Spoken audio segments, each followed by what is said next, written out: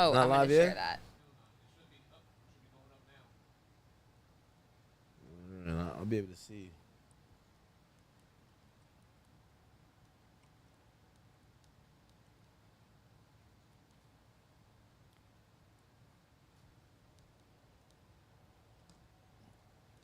It says we're live? Oh. I didn't see it on YouTube yet. Hold on.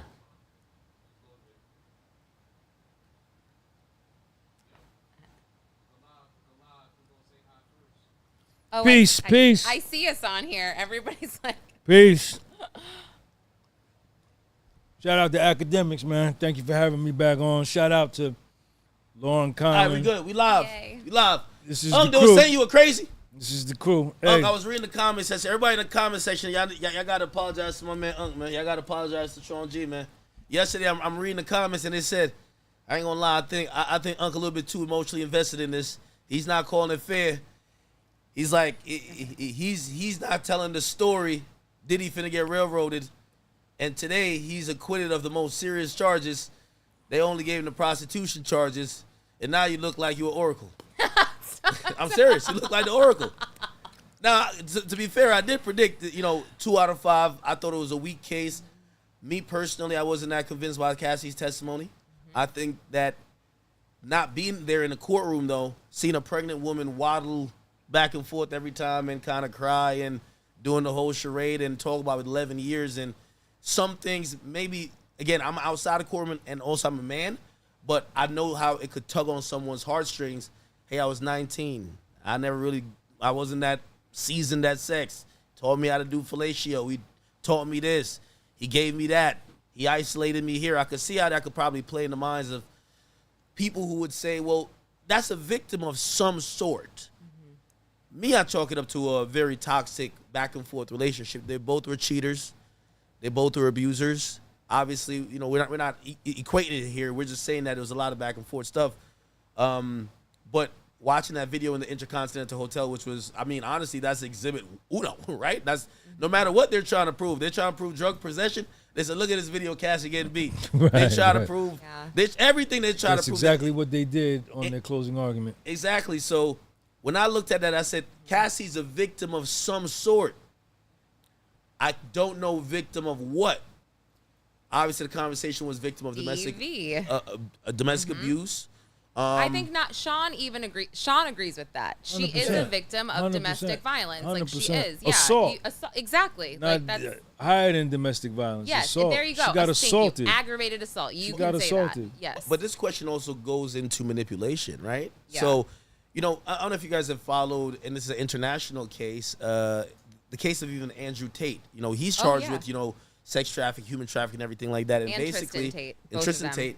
And the idea with that is that they would lure, this is what the prosecutors or DICOT in Romania would claim, they're luring women into their scheme and will put them on OnlyFans, not because those women wanted to, but they would do what we call the lover boy method, which means you would gaslight them, tell them you love them, love bomb them, and then hold money and gifts over them. Oh, the Tate brothers is a degree. If you read the actual indictment, I would say they put Diddy to shame in terms of video evidence that's out there and telegram messages, what they actually say to coerce these women to be part of they actually say, you should, they instruct other men to be really horrible to a woman and then have sex with them and then teach them how to continue to be mean to them, have sex with them, and then have these women do whatever you want them to. They teach a course on this. It's called the pimp and hose degree. I'm not kidding. It's literally called the PhD.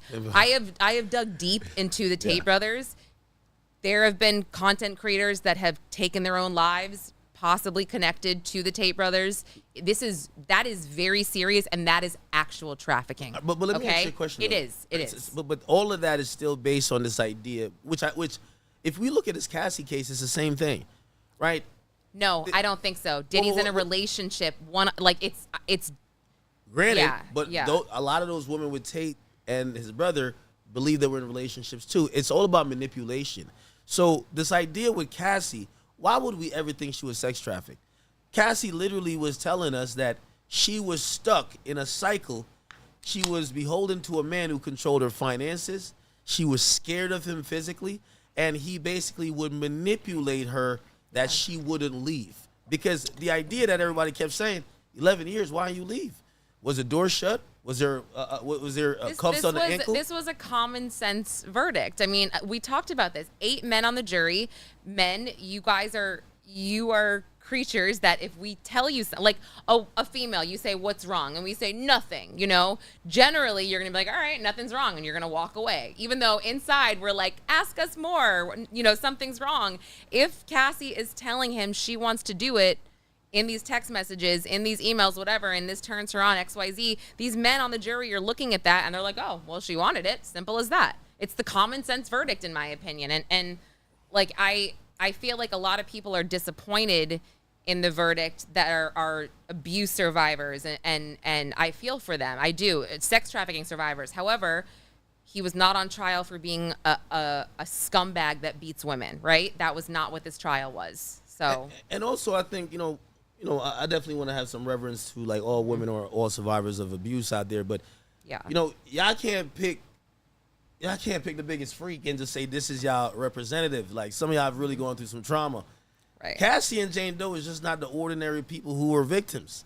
Like, I think that this case bore out the evidence, right? And obviously, I think all three of us here, in our own ways, we have literally parsed through days and weeks and months of testimony, and you start to realize, well, that doesn't make sense. So if let's bring in Mia, for example, and then we'll get into like the verdict which you guys observed today.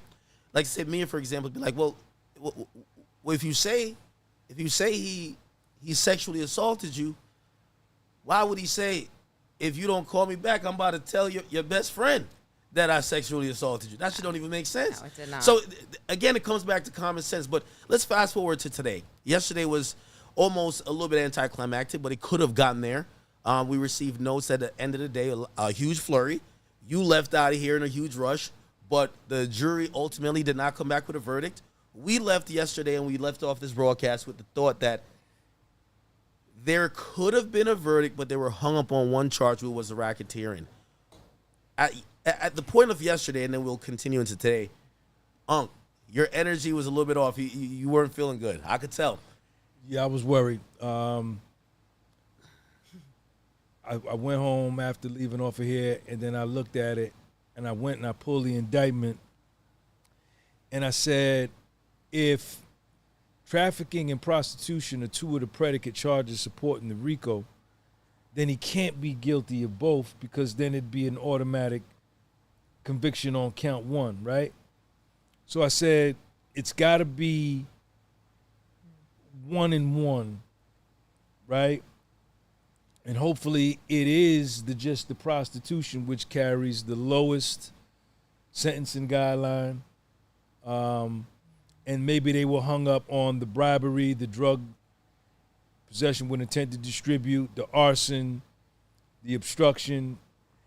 And then when I was walking to court today, I said, it's got to be that.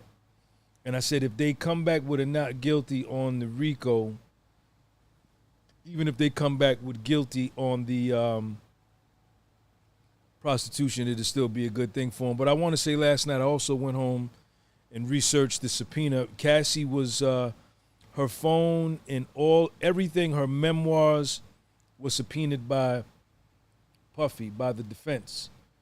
Because me and Lauren were going back and forth yesterday about was she subpoenaed, did she volunteer? Her memoir, everything that she owned that concerned the case got subpoenaed by Agnifilo. Her lawyer tried to get the subpoena thrown out, but was denied. Now, did she personally get subpoenaed? No. By the government? No, that is the answer. No, I'm telling you. Do you got any proof of that? Yes, because I asked them directly today. You asked who? I asked the NYPD agent behind me. I already knew the answer. I wouldn't come on here. What is the NYPD? The guy behind me who works with HSI, the guy in the courtroom. It's fine. The thing is, guys, I wouldn't be so confident. Do you think she engaged in a proffer? Like, there's multiple ways. I am not talking about that. We don't have to get into this. Either way, she was not subpoenaed by the government. She was subpoenaed by the defense, sure, for all her financials and whatever. But when it came to the government, she did not have to testify. We don't have to go into it anymore. But that's just a fact. That's it. And no, so that's now not a fact. How is that a fact? Because you spoke with somebody. No, because everybody, you No, can ask anybody. That's not a fact. Okay, well, we don't have to get into it anymore. All right. Yeah. But that's. I think there's she some was nuances she was not officially like, if you don't testify, we're gonna get a grand jury to indict you on X, Y. Like, that's not. And by the way, I agree with you on that. I agree with you on that. I just believe that there's a million different ways to skin a cat, so to speak. But I do think there was some compelling. I will say this, just to not, stick on that point, because we did argue about it. Yes, for a we're while. good. We can be. As you had said, and I was wondering, and I think Maureen Comey tried to make it in her rebuttal, and you had mentioned, and I heard many people mention, they said a bunch of New Yorkers and Mark Agnifilo, he spoke to common sense New Yorkers. And I he's think a New Maureen Yorker. Comey tried to make it a technicality thing. Hey, it's possession with intent to distribute, even if he gave one hit of the joint or one pill, which when you get that technical, it loses common sense, because these laws on the books are, in a common sense way, meant to actually attack criminals, not basically get people in jail on technicalities. For 30 years. And it appears that today we got a common sense verdict. You guys were there. I want to, in both of you guys' words and from your experience from going in this morning, what's the energy? And whoever want to start. Would you guys Tell me experience about. it today? I'm curious about the overflow. Tell me what was going on in there. If they were people nervous, The overflow was packed. People were standing up in the back. People were kneeling down. People were sitting on the floor. And this was about 10:16, 10:17 around that time. And how did they tell people in the overflow there's a note? Well, we were sitting there. The whole it starts at 9. So the overflow's got the the TV on, and then you can hear the sound. Okay. And then all of Puffy's attorneys, and a lot of times the assistant U.S. attorneys, for some reason, they hang out in this room on the 24th floor. So somebody saw all of them come out and go back up. So there's like, they all left and went to go back up. And we went up, man, and Submarinian came in. And he asked the deputy to get the note from the foreman of the jury. He read it. He gave it back to the foreman of the jury. And what was Diddy's demeanor? I read that he led his family in prayer today. Oh, that was before. I didn't see that part. Yeah, in the courtroom, it was like probably 8:50 maybe. His whole family was there, all of his kids except for his toddler, and he came out and they prayed together, him and his whole family. And then after, are the marshals flanking him when this happened? He didn't get to go into the gallery, but he prayed from over there, and his family was. How loud is it? I'm sorry. It was you could hear it, it was audible. And then after, it was very quick too, but after he prayed, there is the public section in the courtroom and everybody cheered. That was really, everybody started clapping and cheering. And I was like, oh, that's after the verdict? No, after the prayer. Oh, after the prayer? That's why I was like, oh. And then we just were told, we got at 9 o'clock, we're all kind of sitting there, and I was like, I don't know what to do, if I should go outside. I'm kind of nervous. And then we got I saw the deputy clerk come in, and I knew something was going down. It was crazy, yeah, man. I knew it, but we didn't know that it was a verdict because the jury had only been in there for 52 minutes. The note came in at 9:52. So we're like, how did they go from what they said was yesterday? I don't know if it was, they said that there were unpersuadable opinions on both sides. Those were their exact words. So I think many of us were like, wait, in 52 minutes, they figured out how to, okay. So, but we weren't sure, right? Because had been such a short amount of time. But then I saw this other guy from the NYPD HSI who has only been in the courtroom once or twice. I looked at him and I was like, is there a verdict? Is this note a verdict? And he looked at me and he's like, it's a verdict. And I was like, oh my gosh. And that's when the judge came in and read the note from the jury. We have a verdict. And then the whole mood of the courtroom changed. It went from regular, normal buzzing to somber, silent. Quiet. Oh You can hear a pin drop. I mean, even the press was like squeezing each other's hands. Like, it was weird. It was like, how is it in the overflow room? Is it quiet there too? Listen, I was reading this on stream, the tweets, and like, I even said I could feel my heart beating. It feels tense. By the way, everybody's been working to this moment. I was sitting in the back, and I was just looking at everybody in the overflow. It was packed, man. A bunch of people that had never been there. They was kneeling in the front, writing notes on the floor, sitting down. And it was quiet. It was quiet. You could hear, it was quiet as a church mouse on Sunday, man. You could hear anything, man. And everybody, when the first not guilty got read, people were just like stunned, man. You know, I was like, oh shit, they said not guilty. Then they read the second charge. Not guilty. Sexual trafficking in Cassie, not guilty. Then I was like, he got it. yeah. I was like, that he point got is it. going to be a domino There effect, were huh? gasps. He The got it. RICO and the Cassie, I mean, there were, and the judge actually said, he warned everybody. He said, everybody Yeah, he did. in the court, keep your composure, like, shut up, don't, Right. relax. And people were good for the most part, but it was, like, it What was about the crazy. family? Oh, they were the ones that were Audible. Were they audible? gasps. Really? The RICO gasps, and then after Cassie, they didn't necessarily cheer, but you could hear like a very excited clap, and then you saw Diddy and Tenny Garagos, and they were squeezing. Like, I think it was like Tenny was almost crying. I mean, after she was just like, oh my god. Well, she started crying. Yeah. Eventually, she started crying, and then Mark Agnifilo was just sitting there. He was sitting on the corner. He was just sitting there chilling. And then after they read the whole verdict, Tenny, she's blowing her nose. She's wiping her eyes. I think you said Anna Esteveo. Oh yeah. You know, everybody. And Brian Steele was just sitting there chilling like this. And then Puff was like, he didn't know what to do. Like, I'm guilty of something. And then he's just looking at Agnifilo. And then I think it set in on him that, you know, there's going to be no asset forfeitures. There's no 30 years. There's no life in prison. This little prostitution joint is small potatoes, man. And he beat the feds, man.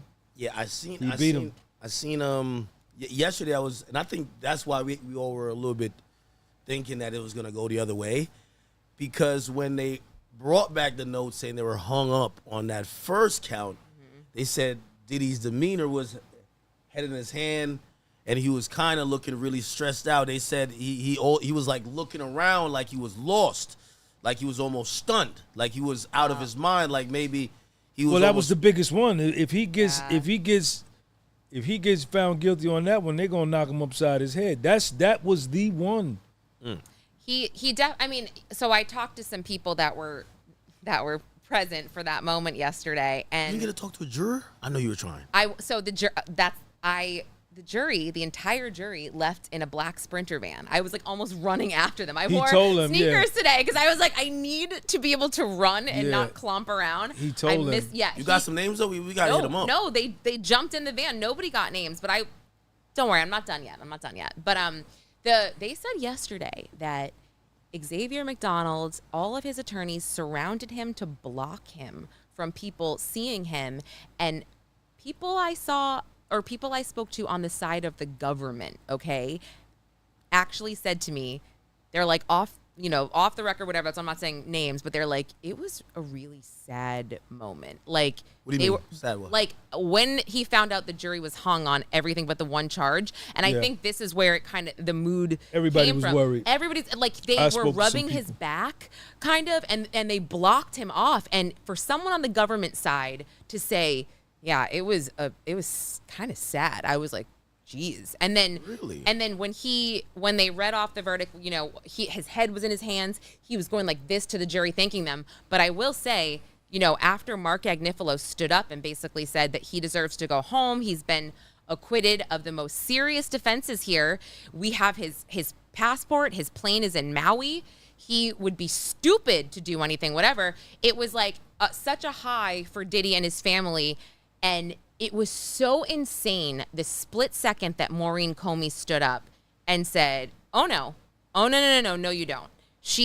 The mood completely changed in the courtroom. She said, don't forget the conduct surrounding this conviction. She said this is a very serious conviction, and then she dropped the 20 years. And Diddy was like, and even his family was like, what? And I mean, I think those of us that see what's going on, I mean, 20 years is like the maximum when you're transporting a minor for prostitution. They could bring up so much case law where people get 18 months. Well, she was talking about that if they ran it consecutive, because he's guilty of 2 counts, which will probably run sure, right. But so if you run them consecutive, it'll be 20. But they'll run them concurrent. He has a category 0 criminal history. He's gonna probably get time served. Hey, by the way, I think you were absolutely correct. You said it here. You know, a lot of people. I think what a lot of people are giving you credit for. You said you sat in that trial. You talked about your preconceived notion, what you saw in the media. Then you said what you saw in that courtroom. And some people are like, yeah, maybe he's a little bit biased. Maybe he's just a pro-Puff guy. But even when we spoke about Mark Agnifilo and his closing, you know, 50's online saying, yo, good job, shithead. You just got your man 20 years, because it played we didn't know how that tone took, because it was clearly sarcastic. But it was sarcastic in the tone of, yo, y'all gonna send, wait, they took the baby all off the street. Y'all, streets are safe. And they were playing they were using sarcasm to play to the common sense of people. And didn't call no witnesses. And you guys admitted the jury was chuckling a little bit, like they were like, yeah, that's crazy. And one of the women was laughing. One of the women was laughing. And that's where I got so confused yesterday, you guys. I thought that, again, people that can crap on his closing, you know, I don't know the jury like he does. I assume they had an attorney, they had someone on their team watching the jury at all times, because that's what they do. So it's like, we had to trust that he knew what he was doing, right? And they seemed to be so engaged that I was like, how could they come back? I mean, but I remember yesterday, I was like, there's still a slight chance that maybe it's not guilty, but the way everybody's acting and talking, you know, I don't know. It was, I can't, I'm still, like, I was shaking when I got out. I was shaking. Puffy got down on the floor. Puff got on the floor and started praying, put his knees on the floor and was praying in the chair. Tenny is crying. Tenny's hugging Mark. Nicole Westmoreland's hugging Anna Esteveo. Xavier Donaldson, Magnifilo's hugging Brian Steele. I mean, and then Comey is the first to walk out as the leader of the AUSAs, assistant U.S. attorneys, instead of waiting and letting her crew go out first and take the back and follow them out. She dips, and then she was smiling. She put on a face. They all dip behind her. You know, Anna Esteveo is crying, Tenny Garagos is crying, and Puffy is, they won't. What was Puffy's his mom doing? I mean, she is tears. No, I told you, she's she was really chilling. stoic. She was chill. She really doesn't. No outbursts. Nothing. No, thank you, Jesus. No. There's nothing like chill. that from Janice. But I heard the son showed up with some bad things. You know. Oh, they had some girlfriends that were very beautiful. Oh, okay. Okay. Very beautiful. I was like, Christian was holding his girlfriend's hand. Justin wasn't holding hands, but Christian's girlfriend, I noticed right away, like, just beautiful skin, beautiful, just really pretty. Oh yeah, I know. I don't know Dark names, skin girl, right? but yes.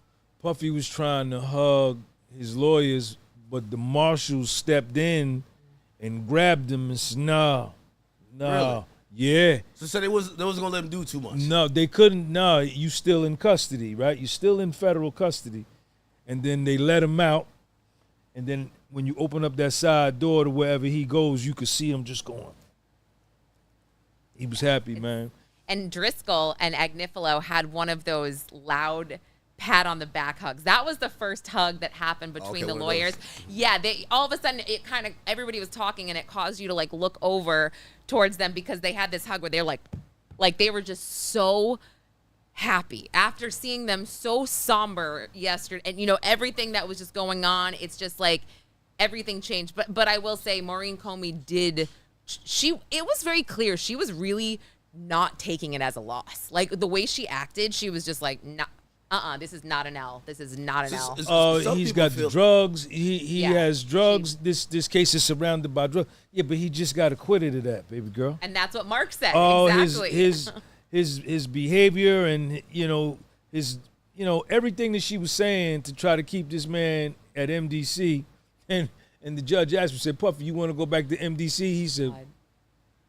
That was such a moment. The judge laughed. He actually said, "Mr. Combs." He was gonna let him go. I honestly, I thought he was gonna overrule Comey and say, "Man, go on, man, get up out of here." He was laughing because Mark then stood back and said, "The judge says, do you want him to go home today?" Mark was like, "Yeah, now, now we want him to go home today. Now, I know we got to do some things as far as paperwork with the marshals, but." He wants to go home to Miami, 2-Star Island, today. Yeah. That shit was crazy, man. So as we think about how we even got to this point, right? Yesterday we speculated a lot. I think we probably speculated on the opposite side of this. I think today we could probably, and I don't know if you guys heard anything in the court. They were probably hung up on this like RICO charge, not really for the predicate acts. I think they don't believe it was an enterprise. I think it was the time, man. I think somebody said, man, if we find him guilty of this RICO, he's going to do 30 years. And I just don't see what he's done to be worth 30 years. So you think that's what I believe. The jury's approach was like, listen, we don't think he's sex trafficked. That's the main reason why all this is here. If we give him the RICO, even if it's on some technicality shit, we can't see giving a guy 30 years for passing a pill to a partner or and that's what we discussed yesterday, nullification. These jurors, technically, if they bought into the government's case here, sure, they could have convicted him, but they knew deep down, like maybe on paper, he's breaking the law, but we don't feel comfortable sending him away for life for something that people do every day when it comes to the drug distribution, when it comes to, let's say, forced labor, as in Mia saying that they said sexual labor. I mean, Mia wasn't convincing to the jury about this alleged rape. Clearly, the text message where we just talked about that, him threatening to tell Cassie, they were like, yeah, sure, maybe, but no, we are not going to send him away for something that maybe on paper it breaks the law, but it just doesn't make sense. By the way, have you guys seen Young Miami? She's reacted. She put up a it's like a social media thing where it's like the clock that basically she's almost she's basically saying exactly what I've been saying. Oh. She's just saying, come on, of course he's not guilty. So she said it kind of a little artsy way with a meme, but she clearly still rocking. Gina, they found her at Whole Foods yesterday or something. She says, if he did get released, I don't feel scared, right? It feels like the only person who fully flipped, obviously Cassie was never going to be around because she has kids, she has a husband. Mm-hmm. It looked like Jane Doe is like the woman with no island because her baby daddy don't want her. Right. He's done. And then it looked like... Reputation is trash. Yeah, it looked like she pretty much came out. True. And I got to believe now she has to file the lawsuit. She has to file it. File lawsuit against who? Oh, that would be Puff. Rich. That would, if she did that, you just said her reputation is, if she filed a lawsuit against him after all this now, I think that would be the nail in her coffin personally. I don't think that is a smart move, a PR move, a bad PR move for her. Because, but here's the thing. If she doesn't, what did she get out of all this? She's still getting her rent paid for right now. That rent is done today, baby girl. It's over. Well, okay, fine, but I'm just saying, Diddy's paying for that house one more? She's had her rent paid for a really long time. It's been a long-ass time. Okay, and we talked about it. So, and I wonder with the audience, we should run a poll on this. This is clearly strategy, right? I think at some point, Mark Agnifilo pulls Diddy to the side and says, hey, Jane is cooperating with them people, okay? This is what we can't do.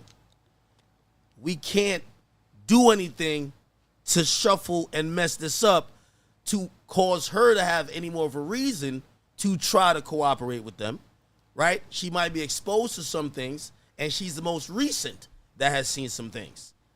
You might not like it, but keep her good.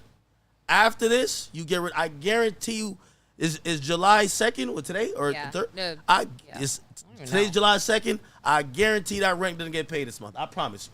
I promise you. Yeah, he also had to continue to pay it so that it could not, he can kind of keep away from the trafficking piece, right? The control piece. Exactly. I'm in here, I'm fighting for my life, you cooperating against me, and I'm still paying your rent.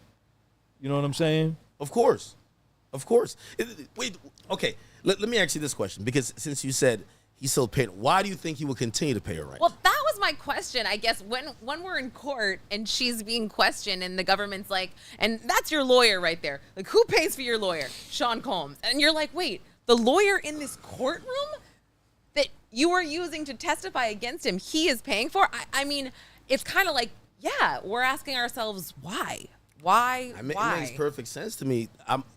Clearly, she must have told him, hey, they left a card.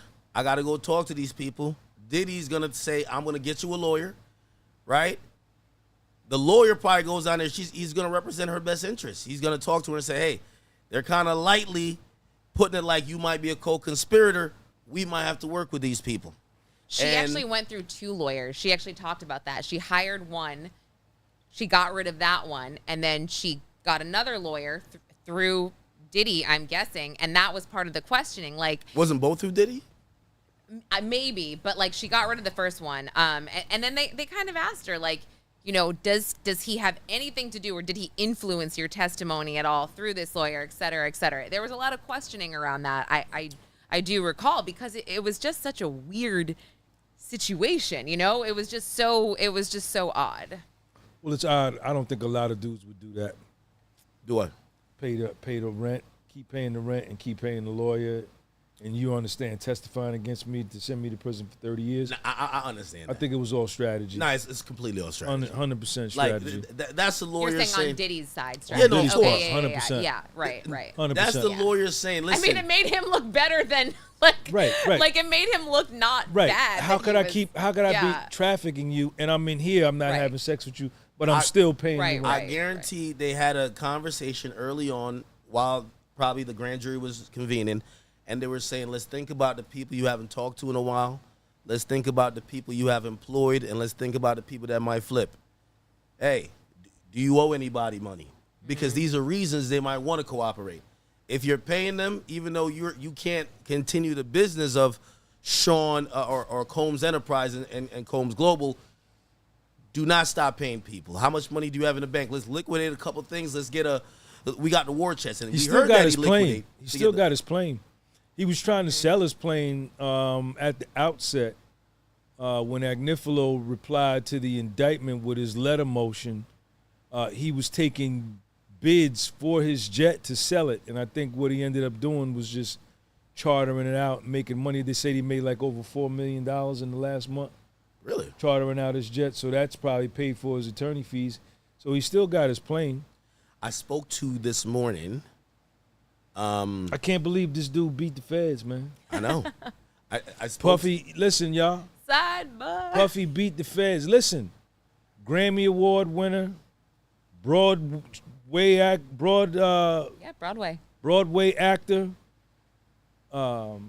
hip hop icon, fashion icon, liquor icon, foundational Black American from Harlem, to go from nothing to a billionaire. Biggie, Mary J. Blige, Jodeci, the soundtrack to my college years.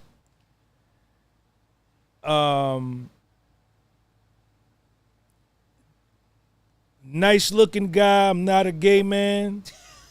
Got the flyest women, got a plane, jet, money, and goes up against the feds. They offer him a plea deal, 15 years. He says, nah, crank up the jury, and goes to trial and beats him, and they cheated the whole time. Witnesses perjured themselves on the stand. Witnesses lied, undergirded by $7 million lawsuits. Dawn Richard, $10 million civil suits. Mia, $10 million civil suit. Brianna. And he got an all-star legal team. All-star legal team paid him and sat back and he beat the feds at trial, who have a 96% conviction rate. The legacy is locked in. I spoke to this morning, Tekashi69, who called in to the stream, and remember I told you he was locked up with Diddy, and he said, so they were locked up earlier this year. This is before Diddy added Alexander Shapiro, before Diddy added Brian Steele, and I believe Nicole Westmoreland, and even Donaldson. He said, remember, they're locked in the same thing. I mean, he literally handed the phone to Diddy, and I talked to Diddy. He said Diddy told him out of his own mouth. At that time, he says, I'm spending 1.2 a month on my legal. And that's before 1.2 million. Yeah, that's that's right. Before. So I think it's probably reasonable to think when you add on the full team, he probably was spending 2. I think this is a, throughout the whole process, I think this is a $20+ million defense in preparation they had to do and just kind of really building this out and trying to get it to the place where they got it to here. And it's kind of interesting because as much as, you were in that courtroom and you were able to see the common sense and say this is bullshit, I'm wondering if he doesn't have $20 million at his disposal. If he does not? If he doesn't have this amount of money, resources. Why wouldn't he have it? No, well, I'm saying if it's another person, if it's another man, if it's anyone else. Is he cooked? Me or you? Yeah. Oh, we're done. I mean, I'm done. I just think it's interesting, and we discussed this off the air, but let's remember the feds added the 2 charges he was convicted on very late in the game. Was that the superseding indictment? The superseding indictment 3? They literally added these 2 charges like 2 months before the trial, something like that. And his team, was like, no, the Mann Act is racist. This should be tossed out. And they filed, I think, multiple motions to get these charges removed, and it didn't work. And clearly, this was the Fed strategy. They knew deep down that Damian Williams stuck them with this case, wasn't as strong as they wanted it to be.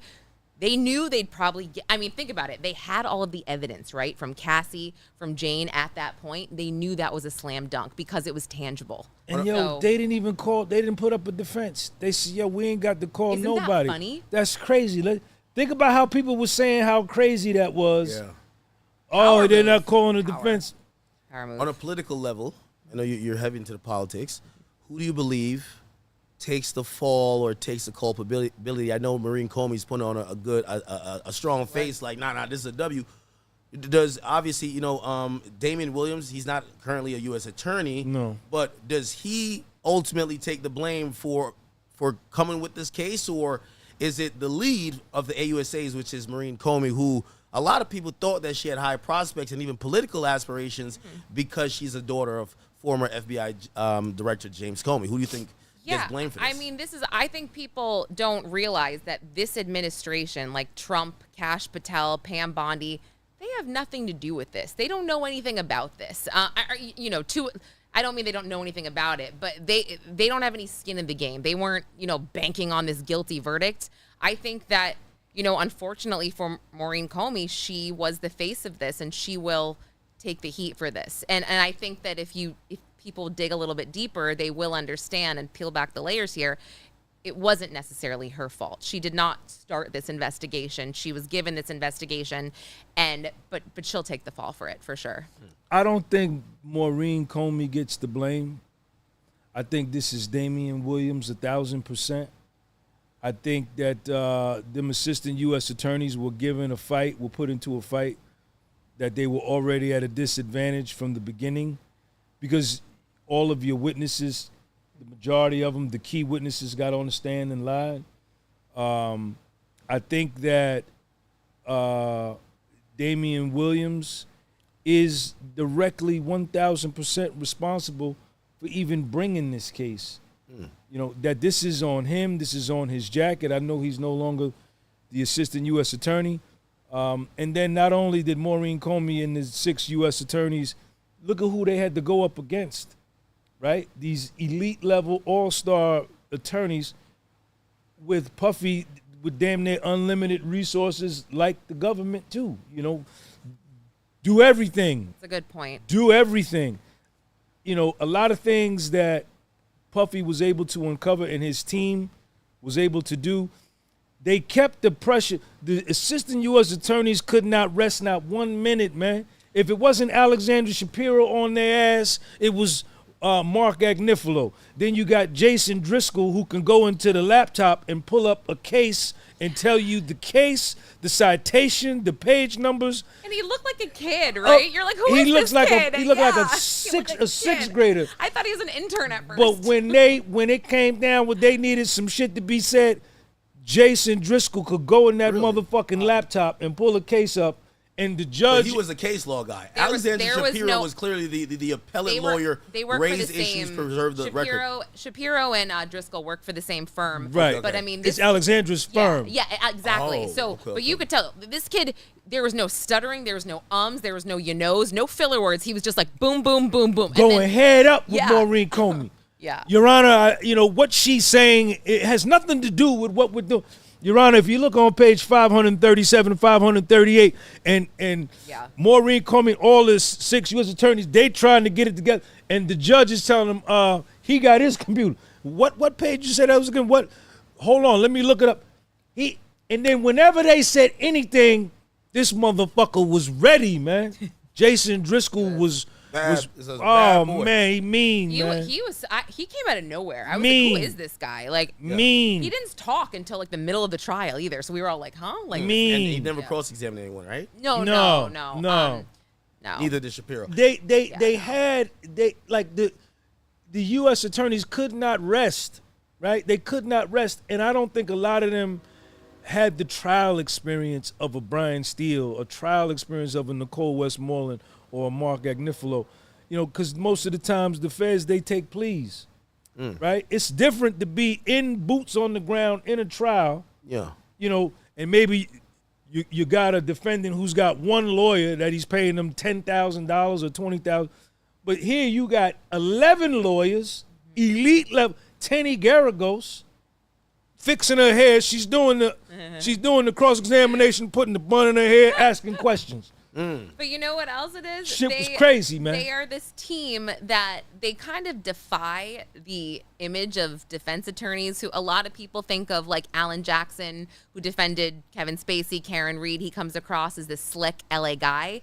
Diddy's team, they just don't come across like that. They come across as just human beings, genuine. I'd say that the quote unquote slickest of them maybe is Steele? Brian. Exactly. Like maybe, but even Brian Steele's not like this slick. He's like a nice guy. And I think that also they connected with the jury in that way because you have the AUSAs that come in, and this is not me saying this. Someone else said this in the press room. They said they look like pilgrims almost. It just they all I know. wore black. I did not say that. I'm not saying the assistant it. U.S. attorneys. Yes, right? yes. And it looked like they was going to a funeral. They all wore black or Navy, and you've got every the defense. day. Yeah, they come in. The defense comes every in, day. Relatable. They're connecting with the jury. It's just don't it's diss the black outfits now. I like wearing black. Yeah, and let me read a couple of donations, and I have a question because Uncle said this a lot, but you're the only one that said it. And I want you to respond in a second. But let me just read it. Tsunu Okashi, thank you for the 10. Says KK and D-Rock deserve a bag for not flipping. And Darskin Germain, I see my boy says, imagine a Diddy freak off on OnlyFans, legendary. Oh my God. And I missed the other donation, but I'll circle back to it. What I did want to ask was this. You've consistently said, and I've tried to watch so many people do trial coverage, and you're the only one that I've seen consistently stay down on this point that the majority of the witnesses, you didn't give them the excuse of they forgot or maybe da-da-da. You said they lied. Did you feel like did you feel that either the majority or anyone besides maybe Banner, they were being untruthful? Like you were like, this doesn't make sense. Like you're not forgetting, you're just not telling the truth. What did you feel? Because if you're thinking, because Uncle said, yo, this person lied. Like, this is a flat-out lie. You think it was just like a bold face? Yeah. This never happened. Man, like, not come on, even. Man. They was lying from the door. Who do you think was lying besides Brianna? Dawn Rashad got on there and told 13 lies. You counted? Brianna got up there and told lies. Mia got up there, told some lies. Capricorn Clark told some lies. Kid Cudi lied. I think Capricorn may have told. David James lied. Jane Doe, Cassie, all of them lied, man. I'm not cutting you no break. You don't get no break when you on the stand and a man is facing 30 years and you finna get up here and lie and your shit is undergirded. And see, this is where Jonathan Bach was so instrumental in his cross-examination of Don Hughes. Dr. Dawn Hughes when he brought up that word malingering, right? There's a term in clinical psychology called malingering where it relates to a witness or a victim embellishing or lying about an incident because they have an underlying motive, which is a financial reward, right? Which is what a lot of them, all of them had immunity deals with underlying civil lawsuits, man. You understand? You didn't find anyone to be credible. Except Jonathan Perez, the other white kid, George Kaplan, told the truth. Brendan Paul told the truth. Jonathan Perez told the truth. Edward Garcia, the security guard that got paid the $100 grand. But all the ones that had civil suits and still got civil suits, motherfuckers was lying. Let me ask man. you a question, though. So, period. Do you believe they were completely lying or maybe telling a selective story that matched what the AUSA probably wanted to say? Like, for example, like, hey, I'm going to lead you down this path because I know the point you're trying to make, but I'll omit certain details. Or do you consider it lying if you do omit certain details? Well, on the direct examination, you don't know what they're saying is a lie under the direct, right? It's not until you get to the cross examination does it get exposed and uncovered that, wait a minute, you said what? Let me look at my what? And that's so you were fact checking. Man, come on, but man. that's exactly my feelings about Capricorn Clark. I'm telling you, what you said is very accurate there because after you thought she was capping. After Capricorn was capping. No, after her direct, I was like, wow, that was very powerful. Everything she said, I was like, wow. And then the cross talking about. I don't necessarily think that some people were just pulling stuff out of the air, like lying, except for. I do feel like the Kid Cudi car chase, that was pulled out of the air. I mean, that was like Kid Cudi and the police officer don't have, like, that was weird.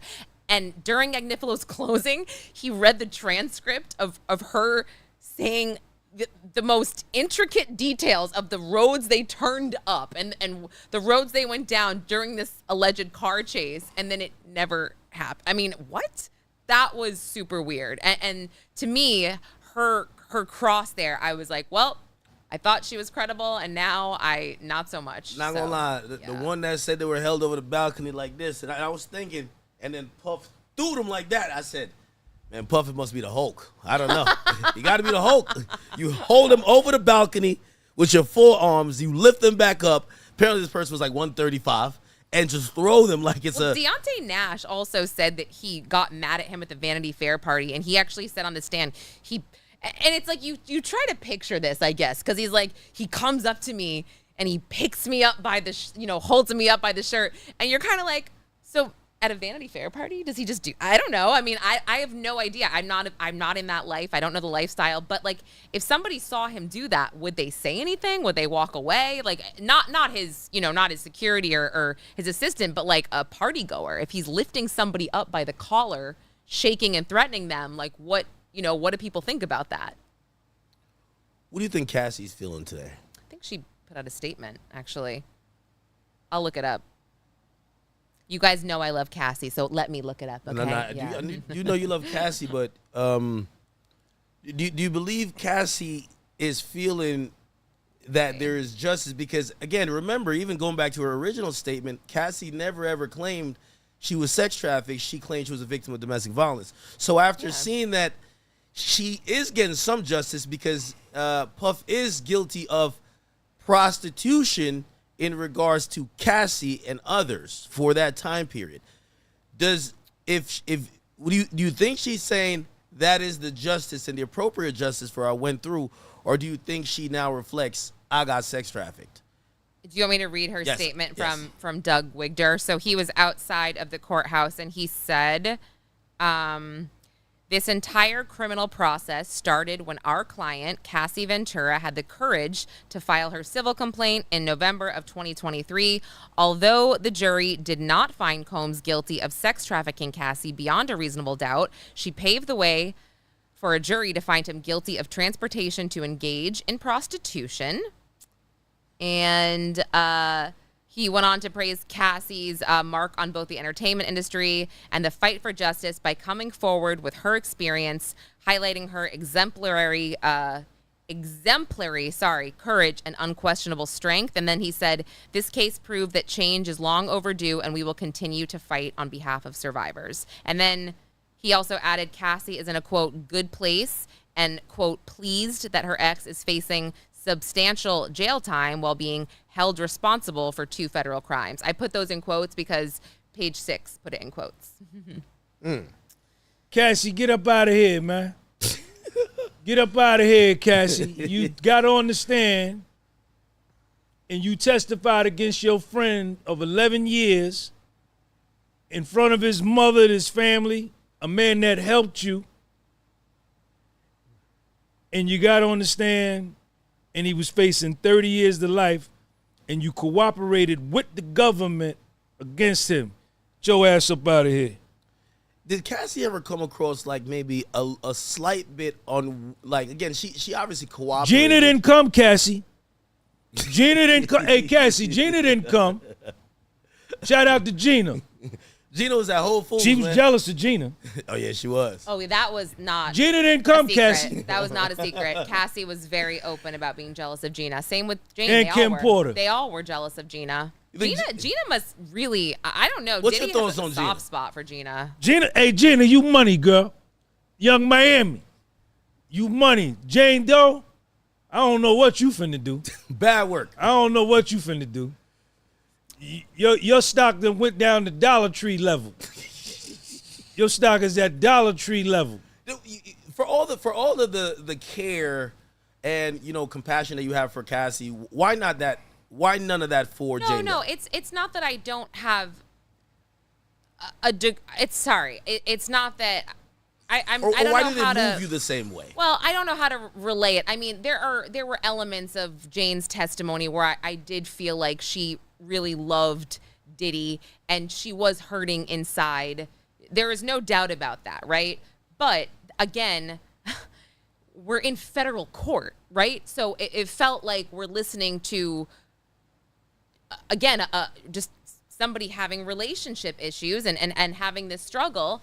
And so, yeah, I felt for her to that degree. But then when and she's talking about vomiting in between having sex with escorts, and I think that people can judge and judge when they're not in those positions, right? And so I'm not trying to do that.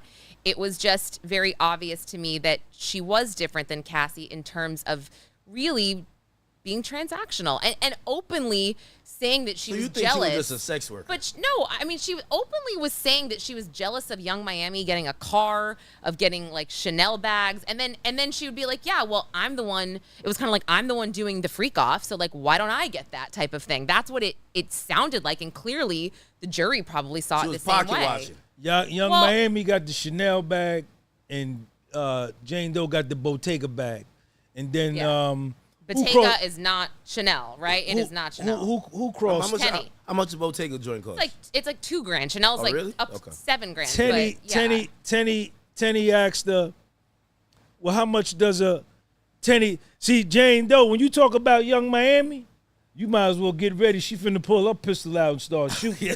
Oh, she was tight. Man, she got her whole body language shrunk down. And once Tenny saw that, Tenny started turning the screw. Yeah. Says, well, how much does a Chanel bag cost? Jane Doe said to Tenny on the stand, you must know. You probably got one. Oh, really? Getting at Tenny, right? Yeah.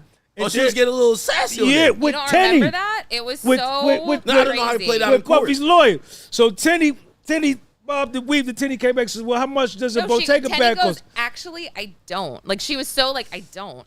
Tenny came back and said, well, how much does a Bottega bag cost? And Jane Doe said, however much my body costs. Ooh.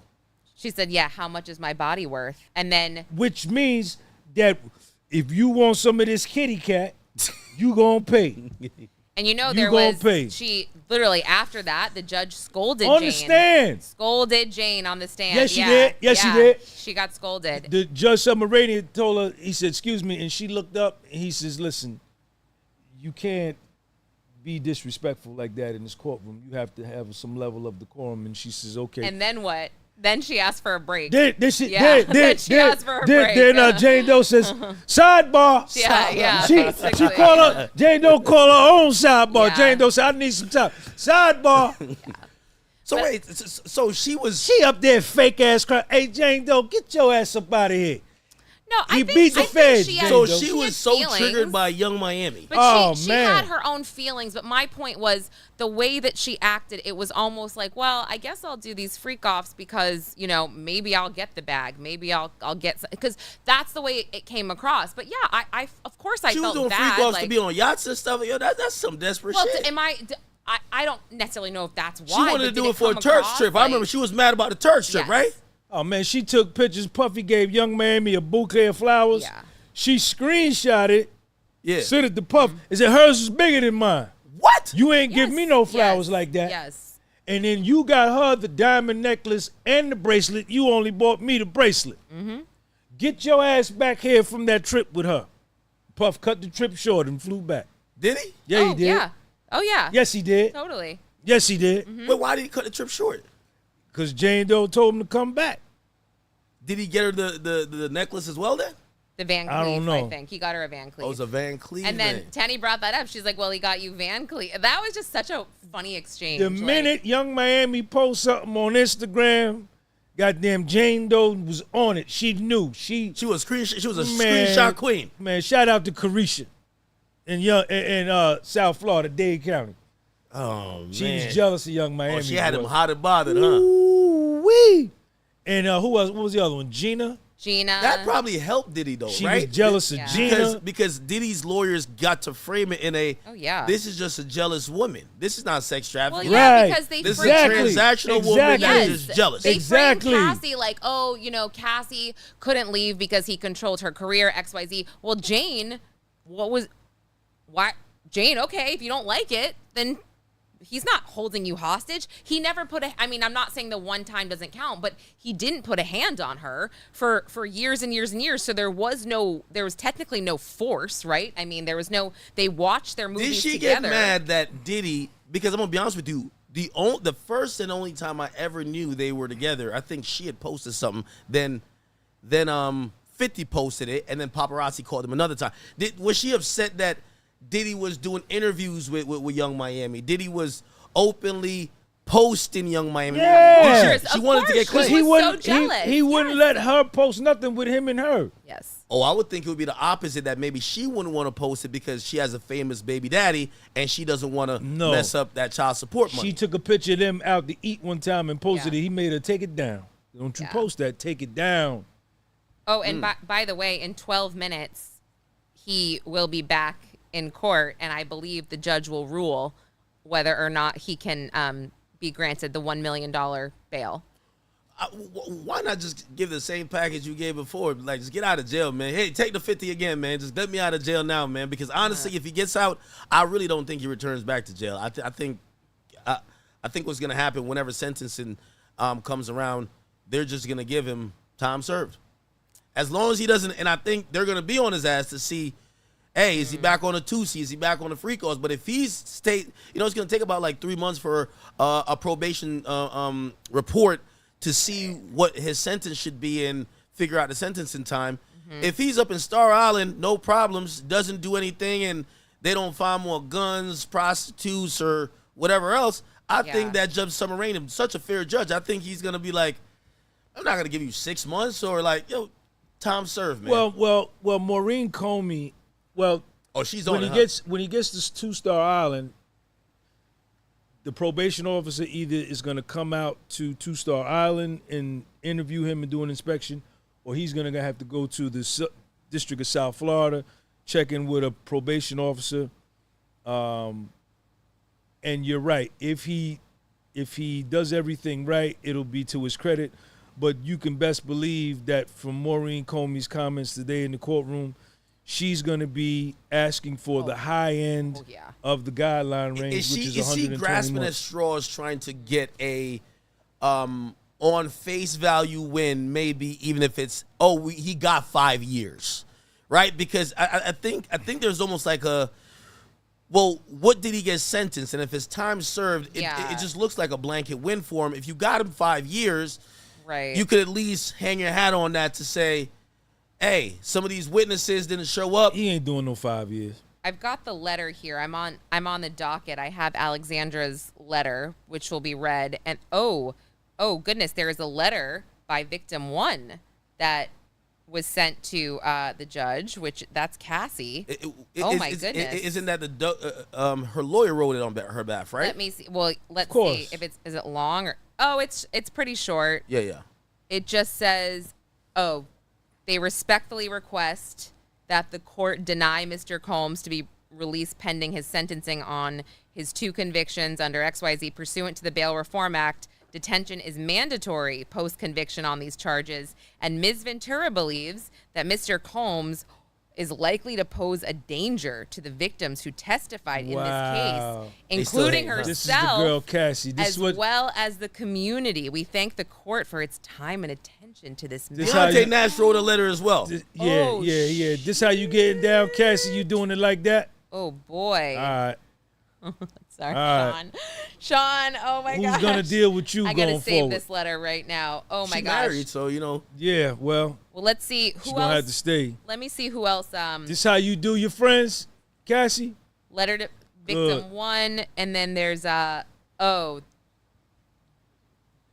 the government's letter as to why. Yeah. What did the government say? Because, gosh. Oh, God. I mean, I won't read the whole thing. It's just saying, the government respectfully submits this letter following the jury, following a 7-week. Okay, background. So they give a background. Over the course of 7 weeks, the jury heard evidence of the defendant's violence, interstate transportation of numerous individuals for prostitution, drug use, and distribution. This is not things he was found. Things he was acquitted for. I'm trying to. Let me just download it because I can't read it all. Okay, here we go. The guidelines calculation in this case is complicated, and the government expects that it will be litigated by the parties. But for the purposes of this detention hearing, the government sets forth the below preliminary calculation, subject to revision, which the government believes is the minimum guidelines calculation applicable to this case.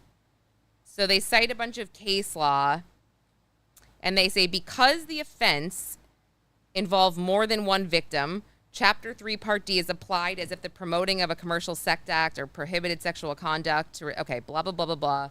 What are they asking? This is, guys, this is... Yeah, no, I know. It's 8 pages. I can't do this. Pretty lengthy, right? Conclusion, for the reasons set forth above, the defendant's continued detention is required under the Bail Reform Act. Accordingly, the defendant's application for bail pending sentencing should be denied.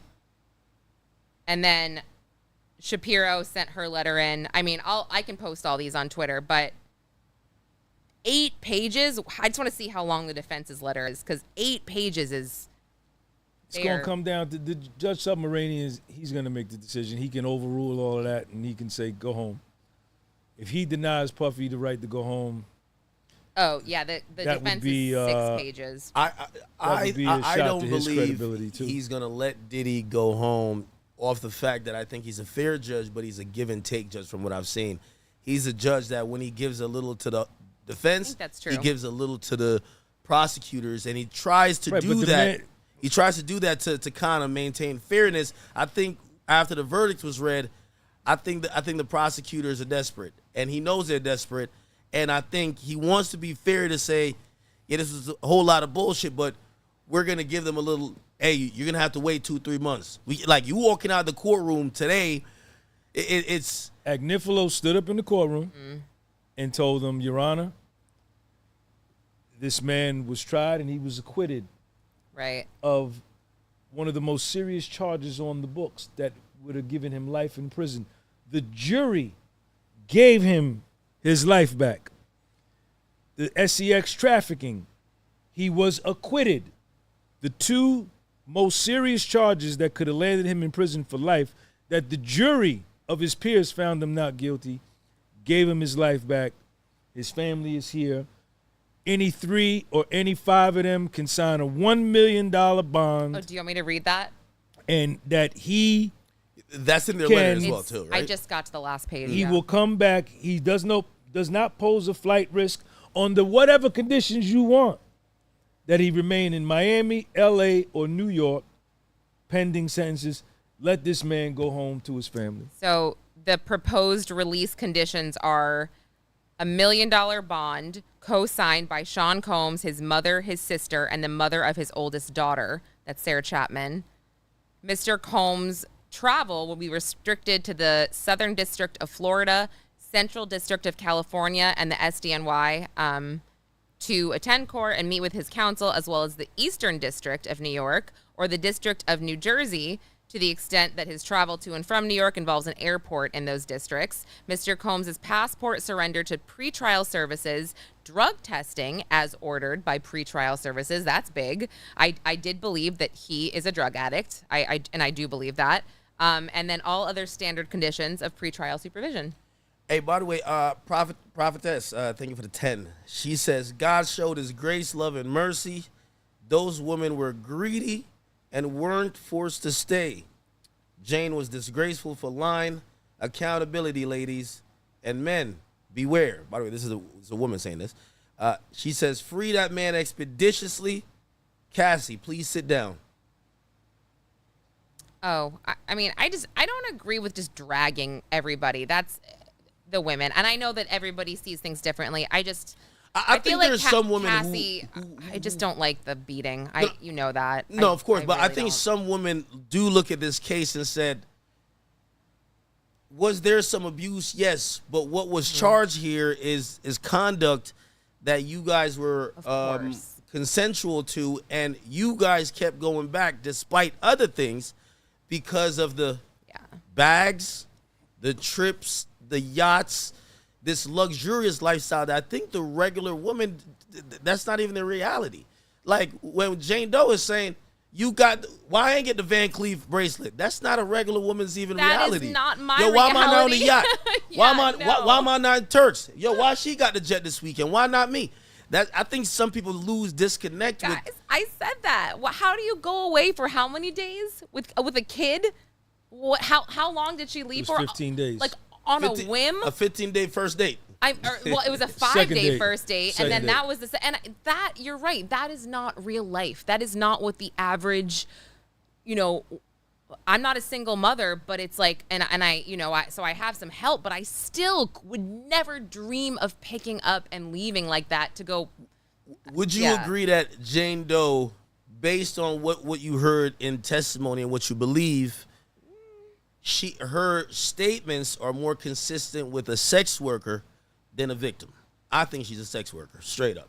I think I don't believe one victim bone in her body. Can you be a gold digger? Do you have to be a sex worker? I mean, well, if again, it'd be a gold digger, but it seems very transactional for sex. So that's what I'm saying. Oh, sex I see worker. what you mean. I see what right? you mean. Like I think all these women were gold diggers. Like they wouldn't be doing all this stuff and enduring half of this stuff if Diddy didn't have the gold. You know what I mean? They're all gold diggers to some extent. Even the assistants.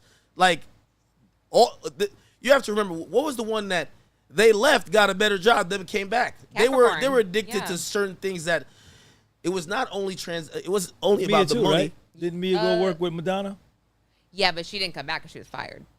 She was fired from Madonna? No, she was fired from Diddy, and she was suicidal. She was trying to come back. She was trying to come back. She was trying to come back. But Capricorn Clark came back. Yes, exactly. So I think a lot of those people enjoyed being next to the heat, the limelight, the fame, the money. Yeah. So again, for Jane, that's why I asked you. I'm like, obviously, and that's really a hard determination to make because maybe at heart she is a true victim, but based on what I saw in that trial, based on the transcripts and everything, it kind of looked like she's a standard sex worker, man. Like I see them on Instagram all the time. Like they're just glorified escorts. Like seriously, they're glorified escorts.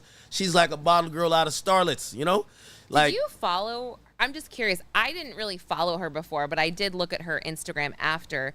And what is it? She's just an Instagram OnlyFans model? Like, I don't even know what she does. Well, I'm genuinely curious. I used to do a podcast with Joe Budden. Joe Budden told me something one time, and I told him it was flat out lying. He said, academics, you look at some of these beautiful chicks on the gram, he said, I could tell you all their price. And I was like, what are you talking about?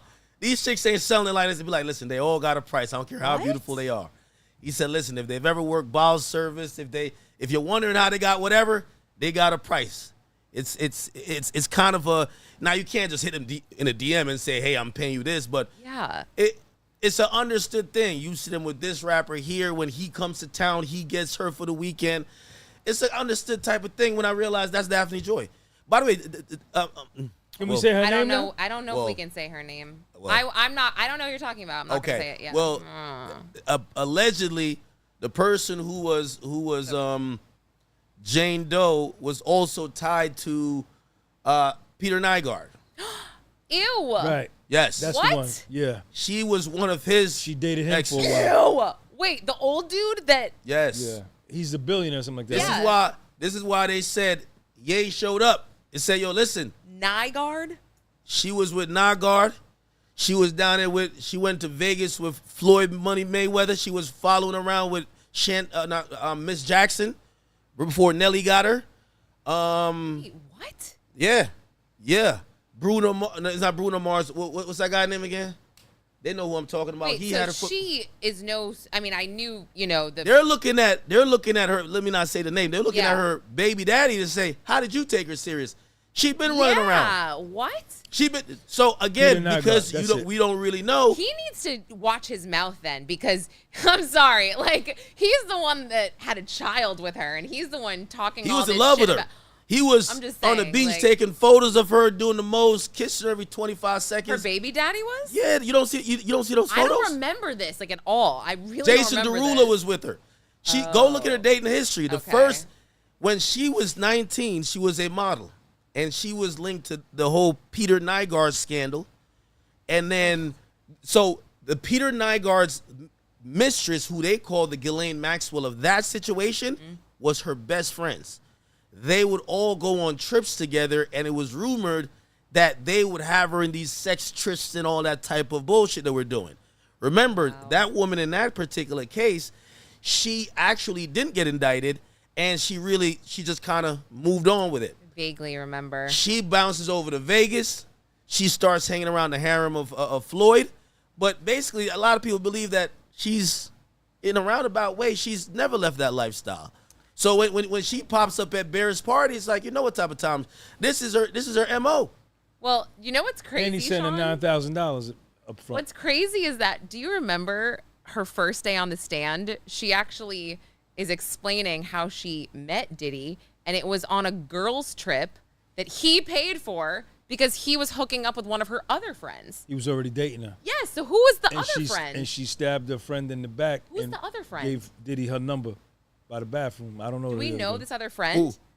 So the other girl ended up getting married to a dude. Remember, they went to Europe like a month later. So I'm like, who are these women? Yeah. Like, who are these women? Wait. Jane's friend, right? So she testified that she met Diddy because she was on a girls' trip with her friends that he paid for in Miami because he was dating one of her other friends. And you're just like, man, this guy. She backdoored her friend. Right. She backdoored her friend. Right. Who was this friend? I want to know. And then she said, oh, my friend got married anyway, so that, that's a free penis. Like, she hopped on immediately. That opened up the door for her. Immediately.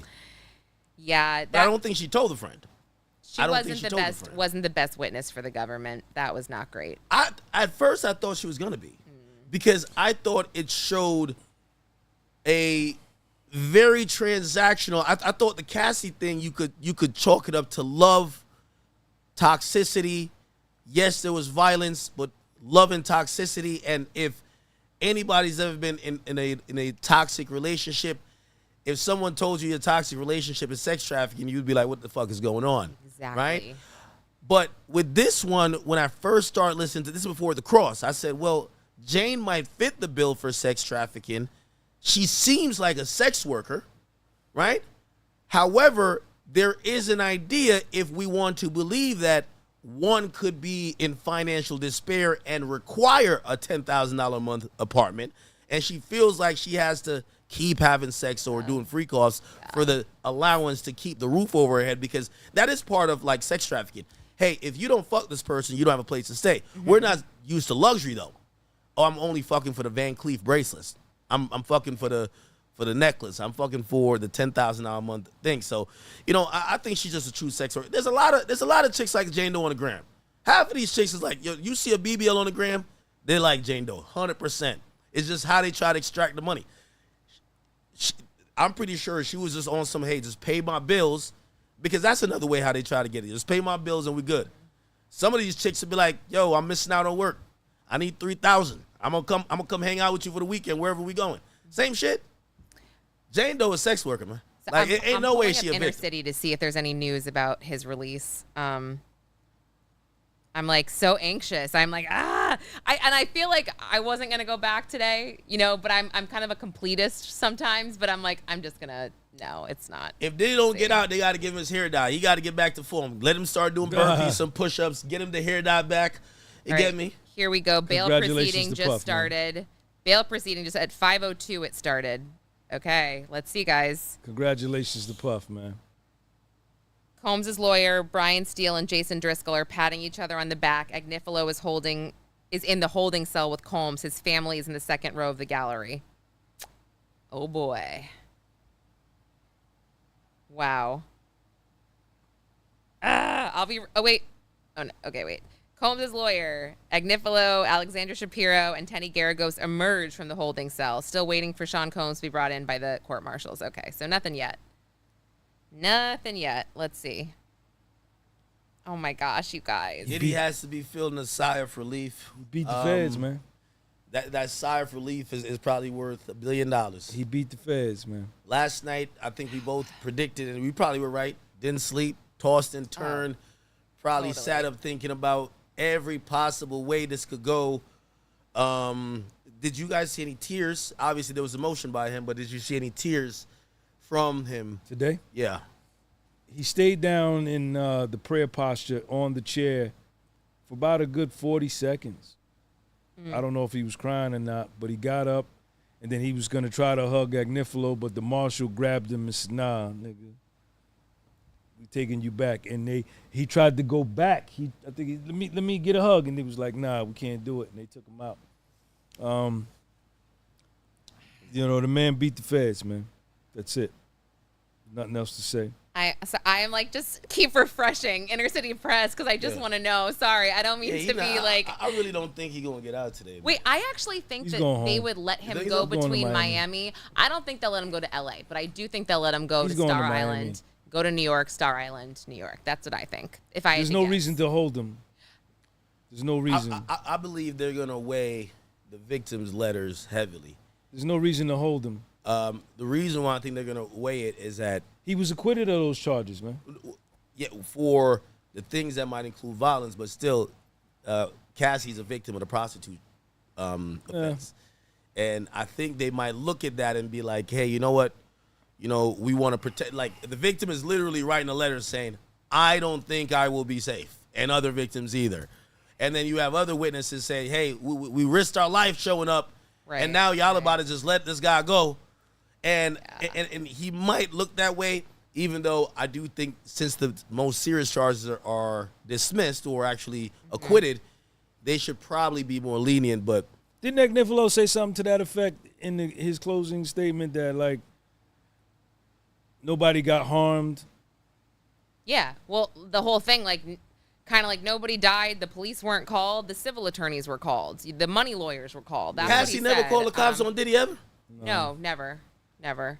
Not 1911 report. The thing is, not they're no going to be police report. citing all this case law. So I feel like if they bring, which Driscoll, Driscoll will bring the case law Driscoll is about, on it. Yeah, about, other cases where they were convicted of this, they went home. I mean, I feel like they're going to bring it. Meanwhile, the government is going to be going hard, though. So, and I bet you they will be touting Cassie's Puffy letter. will be in Miami tonight.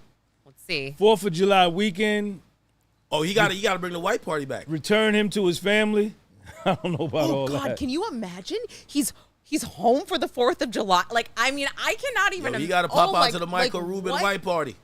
Submarinian. difference. If Submarinian doesn't let him go home, that would be like the ultimate. He's missed the birthday. He's missed Christmas. The ultimate. He did miss Christmas and his birthday. You're right. Sign that like I am an inexperienced judge. That they cited in the letter, to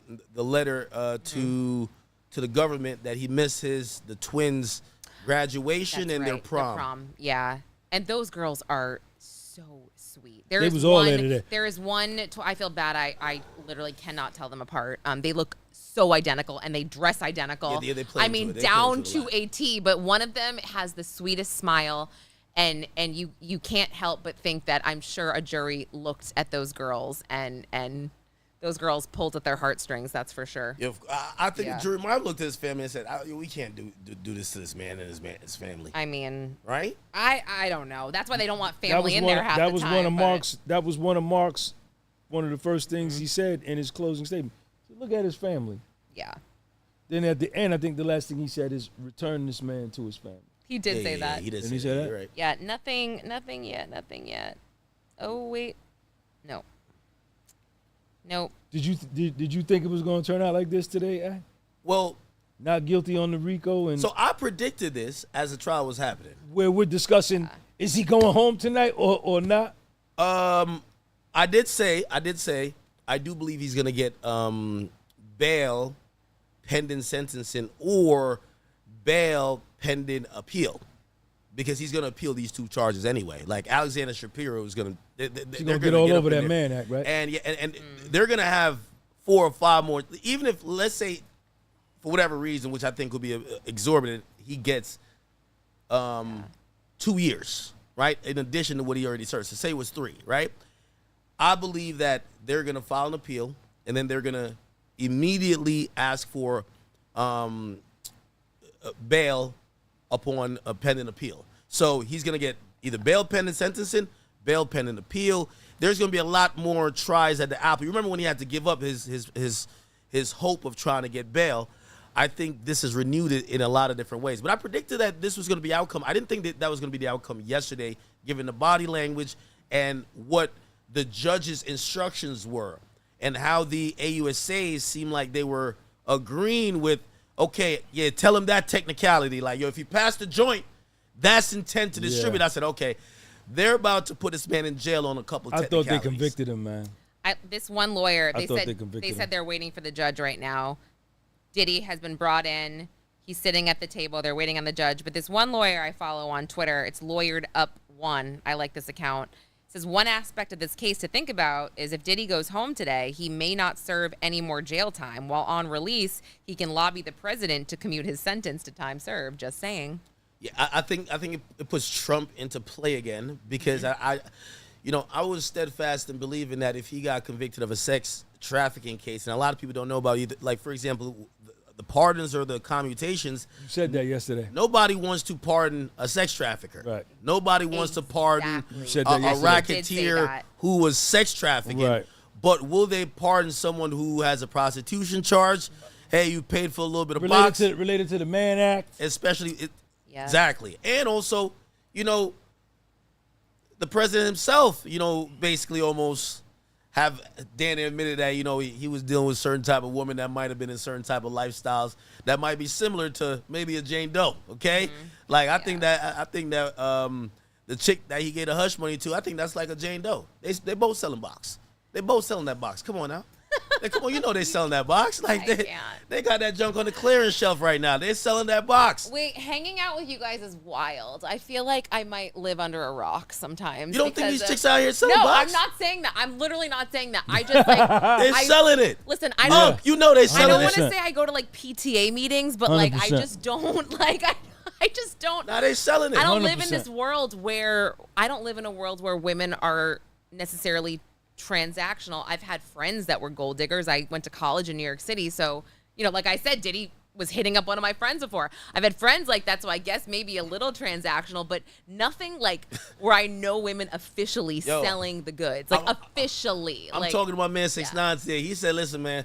He said, listen, all these girls be selling." He said, "Listen." He said, "I'll pick up a girl." He says, I'm Ubering her over. He's like, yo, she'll say, yo, stop by Wendy's. I could get something that she could feel like she's getting some value out of it. Like women. There is a culture of women. Wendy's is the value. No. Sorry, I'm like, sorry. Wait, I mean, what's he's being the a little bit value? facetious here, but it's saying that a lot of women they're not looking at sex as something that is just a mutual exchange. They're looking at it as, this is how I extract value, some way, somehow. I got to get a bag. Take me on. Well, let me not try to out anyone's age here, but like still, these days these bitches is saying, I'm sorry for the B word, but still, they'll be like, yo, take me on a trip. Yo, you want to? That's the whole meme. Don't just slide in my DM. Wait, whose age are you not trying to out? Oh no, I'm just saying. Are you not trying to out my age? I don't know, both of y'all. Oh, well, Yeah. wait, what? Do you think I'm that old? No, I'm saying that I don't know if y'all know this type of culture. The chicks that I'm seeing on the gram, they all post the same caption from Justin LeBoy. Don't just slide in my DM. Take me on a trip. It's time to go to Turks. You first date in Turks. Okay, actually, I did. That's how these chicks are coming. So I talked to this guy that was single the other day, and he Chad, actually. tell me if I'm lying. That's said, how they coming. They said selling dating it is one way or the hard. other. He said girls want to go on dates now, and they want to go on trips, or they want to go. And I'm like, wait, a trip for Chanel a first me, date? please. That's how they're crazy. talking. Oh, hi. I love it. Chat, am I lying? Chanel me, please. Like, you see, again, I'm not saying it's every girl. So I'm not saying it's every girl. And a lot of regular women, I got a lot of. I just hear this from somebody, which is funny, but I just can't imagine being stuck with someone that I don't like on a trip for a first date. That's stupid. Like, am I wrong? Like, thank God I don't date because. It's about the money for these girls. Oh, I see. Let me tell you, it's a lot. My whole point is that these days, a lot of women are trying to extract value the way they can. So when I see Jane Doe, there's a lot of Jane Does. Like your favorite baddie Instagram model is Jane Doe. I know a chick, she got one dude paying for the BMW. She got another dude who just gets her gifts. She got a nice watch. She has another dude that handles the insurance. What do you think they're doing it for? When they go on vacations, you never see the guy. They take a million pictures. You don't know who brought them there. They're just on a solo vacation. That's the thing. I agree with that. It's the same thing as Jane Doe. I've seen that because again, I do have some single male friends who have discussed this. Put it like this. Jane Doe went on vacation with Puff. We never seen them together. She was posting pictures on the vacation, though. He wouldn't let her post none. Well, it's the same thing. He wouldn't let her post none. There's a lot of Jane Does out here. Trust and belief. Yeah, I know you're right. I'm hearing bail denied. Could you confirm this? What? Oh shit. Oh no, that's gonna be drama. Okay, let's see. Somebody said kitty cat costs a boiled bag and an eighth of za. Bail is denied. Yeah. Bail is denied. I told you he's a give and take guy. I've read the parties' submissions and others. The jury convicted the defendants of count 3 and 5 for the following reasons. Bail is denied. Oh boy. I wonder what more is going to be said. It's because Cassie wrote that letter. The victims and then the witnesses said, why did we show up here to testify? He got to protect his court. They're saying if you let him walk out of here, you have just endangered anybody who wants to walk up in your court to testify against a high-powered person. Why would the judge laugh, though? Like, I'm telling you, the way he was acting this morning, he was like... He's probably a little bit starstruck. He was joking with Diddy, and he was like, Mr. Combs, I can see you really want to leave MDC. You know what I mean? Like, why even... You don't want to go back to MDC. Yeah, why even bother? Fuck around like why that? Why bother with him, getting him excited like that, I guess, and giving him that false hope that... Yeah. Because I swear, he seemed like really jovial. Like he was going to give it to him. He seemed like it. I'm surprised. I believe it's the letters. We'll see. Did he orally say why? I'm pretty sure he'll write up a order on it. But let me see. I really believe the witness is saying we are in fear. Why do we show up to court if this was going to happen? And then Cassie, her lawyer, saying, well, why did I do? Basically saying I'm a victim, and he's convicted of a offense that I'm a victim for. If you let him out on bail, wow, I'm pissed off. I'm just shocked. Again, I'm shocked only because he didn't demeanor, sound like that in court. In court, he sounded like that's the same thing he did with the juror number 6. I mean, well, so that I guess I understand to a degree because he went back to the voir dire, but I'm telling you, like, you just had to see it. It just seemed like he was connecting with him on this personal level that... Agnifilo. No, the judge and Diddy. Like, I was like, it seemed like he was... He probably was caught up in the moment too, though. Caught up in the moment. This is probably euphoric. He's watching. This is probably. I mean, you guys are probably like bad move, man. Watching that visually, that's a one-of-one experience. You know. Bad move, man. Yeah, I think if he didn't say, "Give me a second to think about it," and submit them letters, then all of a sudden, I don't know if Douglas Wigner was in court. Clearly, Cassie wasn't. He was in court today. Okay. He's been in court every day for. Was Deontay Nash in court? I didn't see him. Okay, no. Well, other people submitted letters. No, I didn't see him. I think if he was going off the moment, I think he would have said, "Could you tell me right now why I shouldn't let him go?" And if he'd be like, "Oh well, da-da-da-da," he's like, "Listen, how can we prevent flight risk? I'm not going to consider danger to the community. Most of those charges were included in the RICO or those." They went through all of that. Everything you're saying. I'm going to let him go, but I think the letters. He got to ignore Cassie. Cassie became his enemy the day she took the stand, man. I'm trying to see if there's any more details. What can we do? What can me and you discuss going forward when you took the stand against me and cooperated against me? Right? And I'm facing 30. So if Puffy would have got convicted, Cassie's lawyer would have released a statement saying, "Congratulations, thank you for sending him to prison. I'm a victim." You know what I'm saying? That's what this is saying. I mean, I wonder if they'll expedite though his sentencing now. If she was, I'm sure that Agnifilo and them are gonna be making some phone calls. It's bad. Let me see what he says. Jeez, yeah, I'm sure he wants that. I mean, because sometimes sentencing isn't for like 6 months, so that's kind of wild. I wonder. I mean, at the end of the day, I know it's not the best of the best situation, but this is close to it though for him. The point is this. But at least he beat him. He still beat him. It's highly unlikely that this year, next time, he'll be incarcerated. I don't even think he'll be incarcerated when it comes to Christmas. Do you want to hear more what the judge said? He said, even if the defendant was solely required to show that he is not a danger to the community, he could not meet that burden. Prior to trial, the court denied bail and sees no reason to reverse that now. The defense even conceded the defendant's violence. His violence is depicted in the video of Cassie Ventura. The defense admitted this is a terrible moment. Domestic violence is the issue, and that's what she said. And it wasn't only that. There was the London hotel incident. That's what he said. And that's it for now. They're going to appeal that. They got to appeal it to the circuit court. I don't think that video should be used. That video isn't even any evidence that goes towards the charges he got convicted of. That video is. Well, I would say that video is their second largest piece of evidence besides the baby oil. And it goes to other charges. Exactly. Yes. Exactly. And the charges he got acquitted of. So it's like, if you try to charge me for gun possession and then you say I'm acquitted of having the gun, you can't then just bring it back up and be like, "But we thought he had a gun. I thought you said I'm acquitted." So again, you're right in this case that this is not an assault case. This is a trafficking case. So it is interesting that the judge is bringing this up, right? It's only interesting because when it comes to bail, it's so discretionary. Yeah. They don't necessarily have to use things that completely directly connect.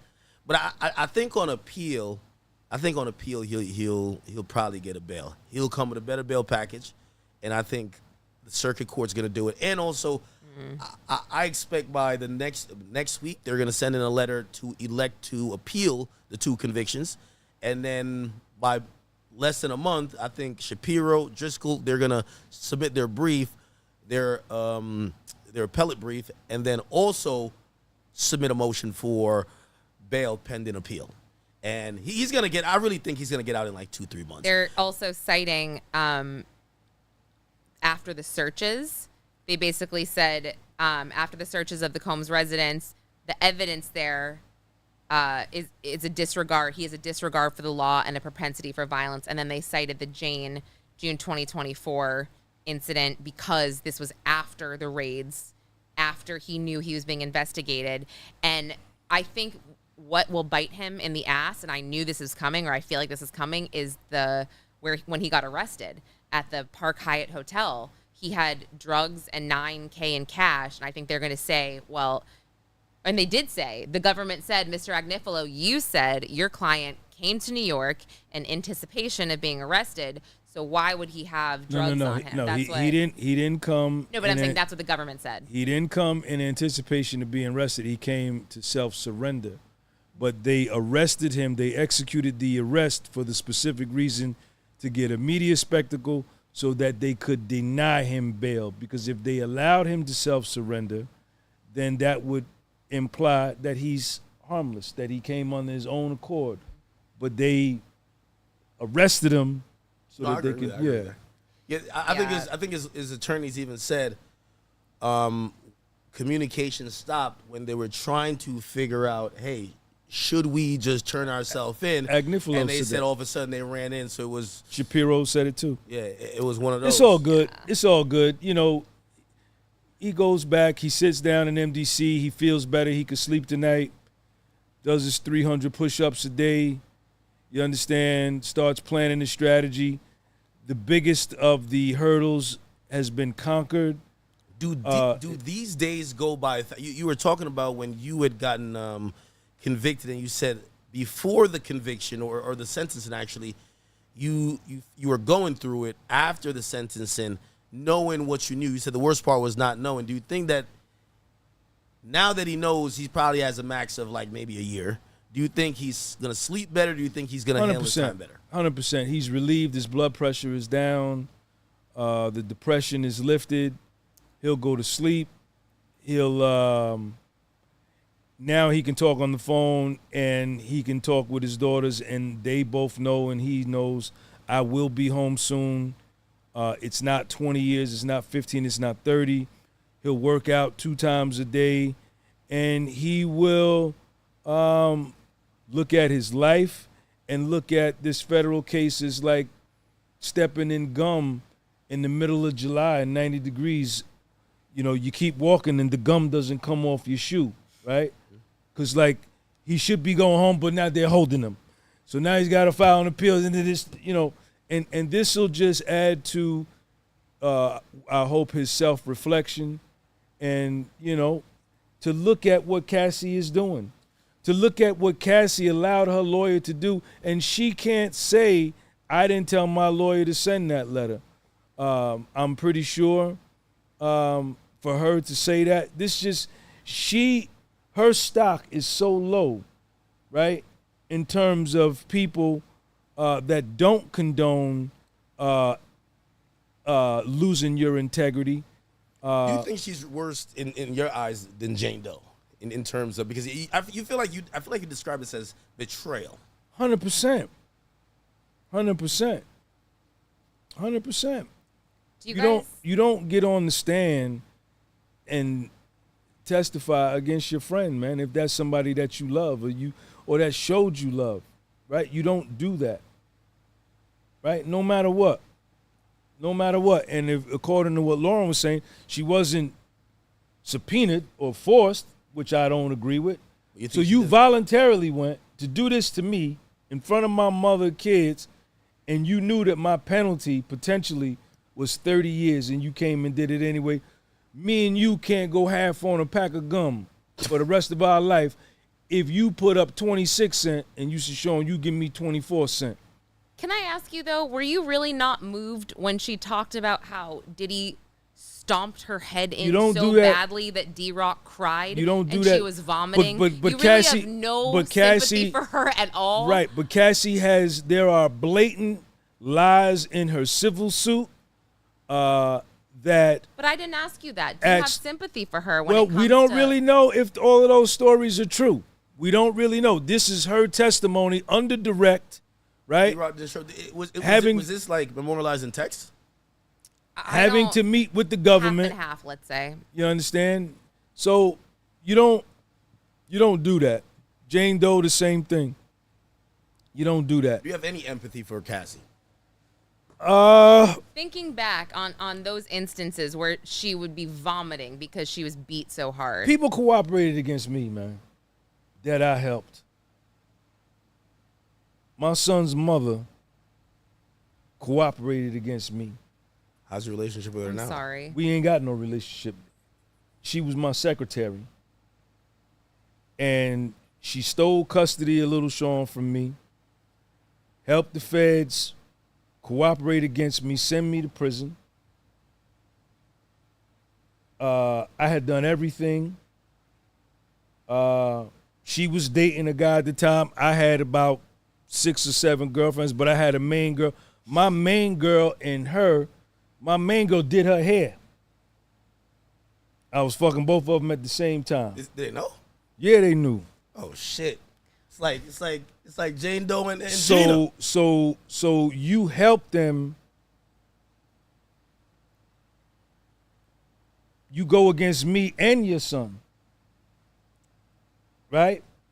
And then 27 days before I go to self-surrender, you take me to court in Paterson, New Jersey, and file for custody to take him from me on paper.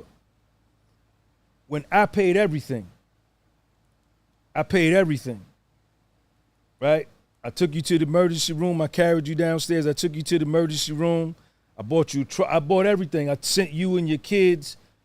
I paid round trip tickets for you and your kids to go to the Dominican Republic. Paid you while you was there. All the shit I did, and this is what I get.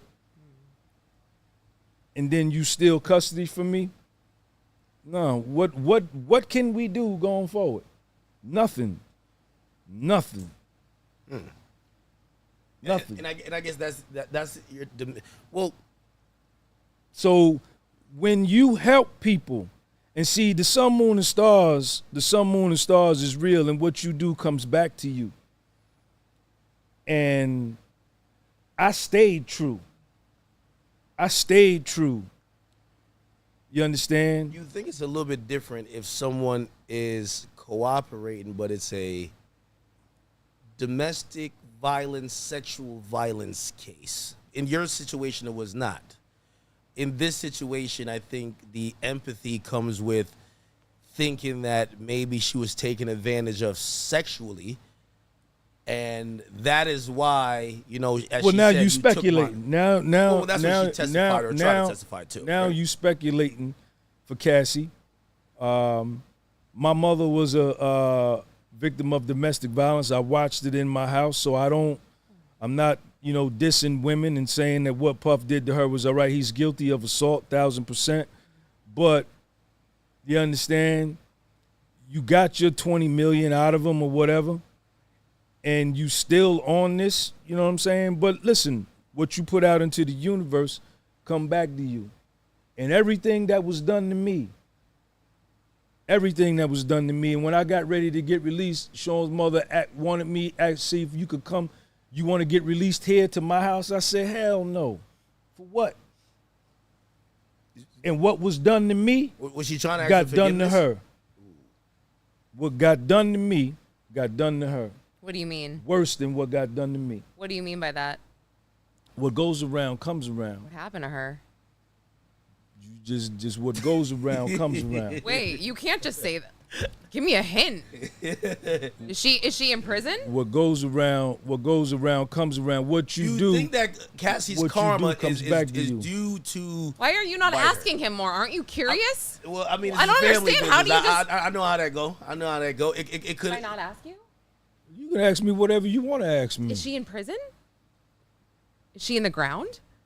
Well, I literally, I don't understand. The sun, moon, and stars is real. And you don't play. Can I get a Red Bull, please? Oh, yeah, water Red Bull. You don't play around with kids, and you don't play around with old people. Right? You don't do that. And people that get down with you like 4 flat tires when the times is good, you got to get down with them when the times is bad. You don't do that. I was left for dead, kid. Did you ever think about forgiving her? Maybe she felt she had no option. She made her own decision, but she felt she had no option. You ever thought about? Nah, I hold grudges. I'm a Pisces man, and I never forget. I'm good, thank you. I mean, I do need something. I need answer. more details. No, I will respect it, but I will be thinking I about hold it. grudges. I will be thinking about I'm it. a very sensitive man, and if you fuck with me, I never forget, and I believe in revenge. Do you believe that Cassie karma is to come, or do you think she already got it? Just keep living. Keep on living, and watch what happens. Puffy won. Cassie, Puffy won. Puffy won. There was no asset forfeiture. His daughters are there. Everybody is there. And let me tell you something. Like my son's mother, like I say, she was involved in my business. She knew my entire business, and she knew my personal life. So she knew everything. And sometimes the sun, moon, and stars will step in and rip you out of a situation that you can't make the decision to get out on your own. And he rescued me by sending me to prison because it got everybody away from me. When I went to prison in West Virginia, I was by myself, isolated. And I was left for dead, and nobody thought I would ever make a comeback because nobody had ever really seen a young nigga like me, 38, 39 years old, that made $1 million legit in business as a real estate broker and trading options, right? So I was an anomaly from the people didn't believe, you know what I'm saying? And then when I took my fall, people thought that nigga never come back. And then when I got out and started window cleaning, they used to laugh at me. Look at the window cleaner. You understand? But how somebody else perceives you and how they look at you, that was never my reality because I knew I was a fly nigga before meeting you. Did you? So I listened to Bradford Cohen. He made a great point, and his point was, he says what he hopes for Diddy is that Diddy takes stock and he looks around and he realizes all the people that showed up to the party, all the friends that he helped out with jobs, opportunities, gave careers. He says, now one of the artist friends showed up to that damn trial except Ye. Not one of them. Not one. Not one of them said. Nobody came to court with me. He said all of them came, they ate the free food, they drank the free liquor. But when it was all said and done, it was just Kanye his West family there and one person. Charlucci and Kanye West. Yep. And he says that's how he needs to take stock of that and move very differently. Little Sean was the only one that came to court with me. He was 18 months old. We caught the train from Jersey City, Journal Square, to Newark, 50 Walnut Street. Nobody offered. The phone went dead, and I went to court. I got sentenced, and they gave me 60 days to get my affairs together. And I flew on a one-way flight to federal prison, my own nickel. And I got one visit when I was there, and that was my mother and Little Sean. That's it. Nobody. My main girl, she didn't take none of my calls. Does he remember? Huh? Does your son remember? He doesn't remember. He was little. He was like 3 when I left. But the main chick stopped answering. As soon as I got there, I called her. She didn't pick up the phone. My mother gave Little Sean's mother $800 a month for 15 months, $11,000 for child care for Sean. She took Sean, put her on her tax return, got the earned income credit, sent me $50 the whole time I was in the joint. And when I got out, 2 months later, she got evicted for non-payment of rent. And I started fighting for custody for them right there. And she said, you could come get released to my house. I said, I bet you I'll never come over there. You know, but I had let it go. I used to be bitter, but I let it go. You know what I'm saying? You think Diddy's bitter today? Nah, I don't think he's bitter. I think he's heartbroken. I think Cassie, Jane Doe broke his heart. Everybody, Capricorn. But it was a heartbreak that he needed. You know, none of the artists that he signed to his label that used they wouldn't even talk about him. That used to be on his Instagram, feeding off his clout and his followers. They wouldn't even. Oh no, G-Dep came. G-Dep came. Yeah, he came. I forgot about that. He didn't came even once, come down there to show up, and he's looking. And this is what he needs to reflect on, and I guarantee you, he's reflecting on it. I think maybe the bail being denied could be a positive for his sentencing. Just a thought. right? I mean, maybe that'll go into, well, you've already served a year. We're only going to sentence you. I mean, that it could be a good thing. Because imagine getting a taste of freedom, and then having to go back for 5 years or something. That would be insane. He's not going to get 5 years. No, but I'm just, do you know what I'm saying? Right, hypothetically. Like, it would be messed up. I don't know. I don't think he'll get 5 years. Is the Southern District of New York done with Sean P. Diddy Combs? I think this is an embarrassing loss.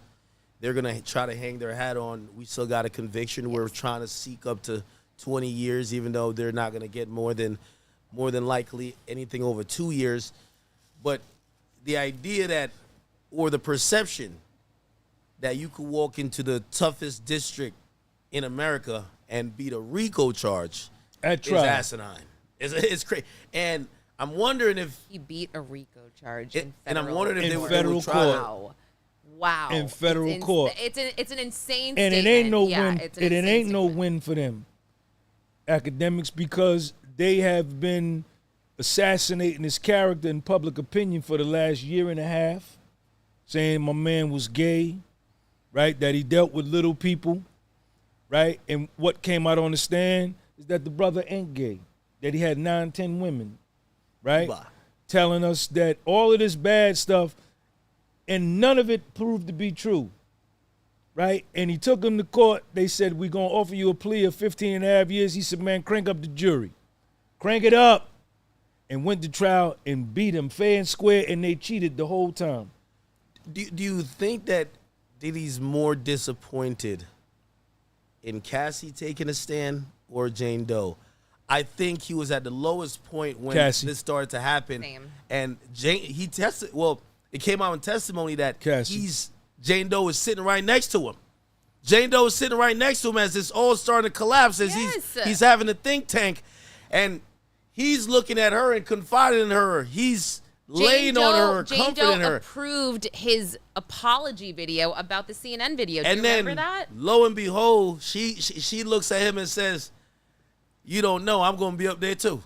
I'm going to be up there too." Like, this is Judas. It's like, I'm going to be up there too. Don't you worry.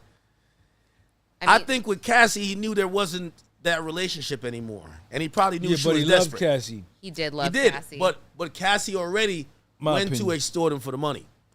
Cassie already went to extort him for the money.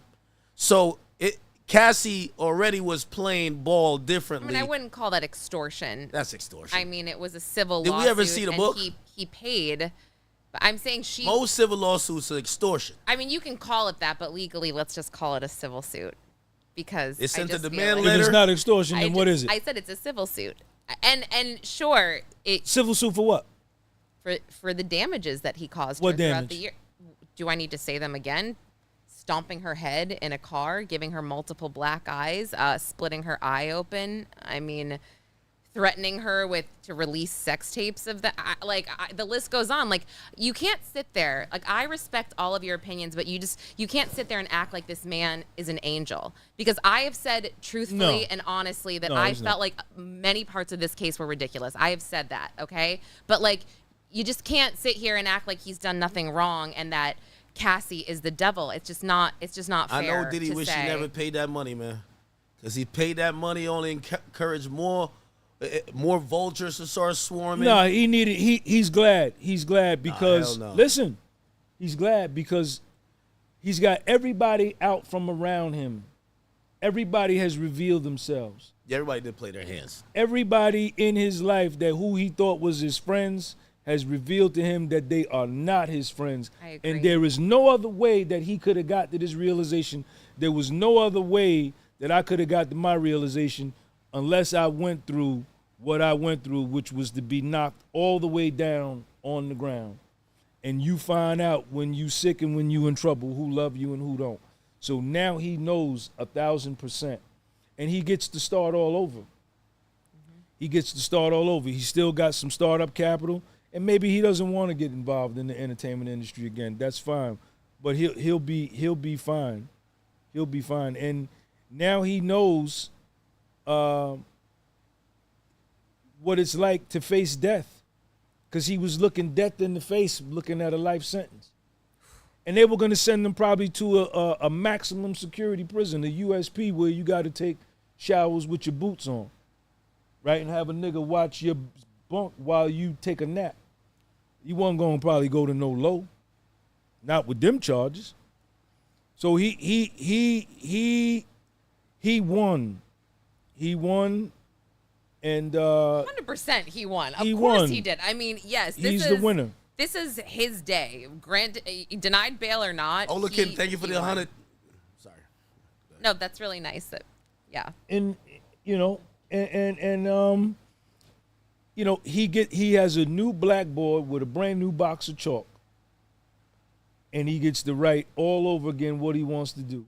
And he's only got one true friend in the world, and that's Kanye West. That's his only true friend. If you didn't come down there, and this nigga did features and executive produce your albums in the 90s when your career was dying, if he didn't break you as an artist and introduce you to the world, your first 2 albums were critically acclaimed, and now you starring in movies, you did not come down and check on your friend when he needed you. Because sometimes, that's why I went into 26. I went into 26 one time because I wanted the nigga to see me. And I wanted to make eye contact with him. Because sometimes that's all you need is for a motherfucker to say, damn, that nigga came. And that fills your cup up one more day. But when you don't show up, there's nothing you can explain to me after that. Niggas was trying to explain to me, yeah, Sean, man, I heard you was in, man, I was gonna send you something, man, but I didn't. I said, man, you could have went online. You knew that I was in prison. The gossip committee told you. You could have went online. Found my registration number. Lauren, you could have went online, found my registration number, and sent me $4 so I could get me a pack of tuna fish. You didn't do that.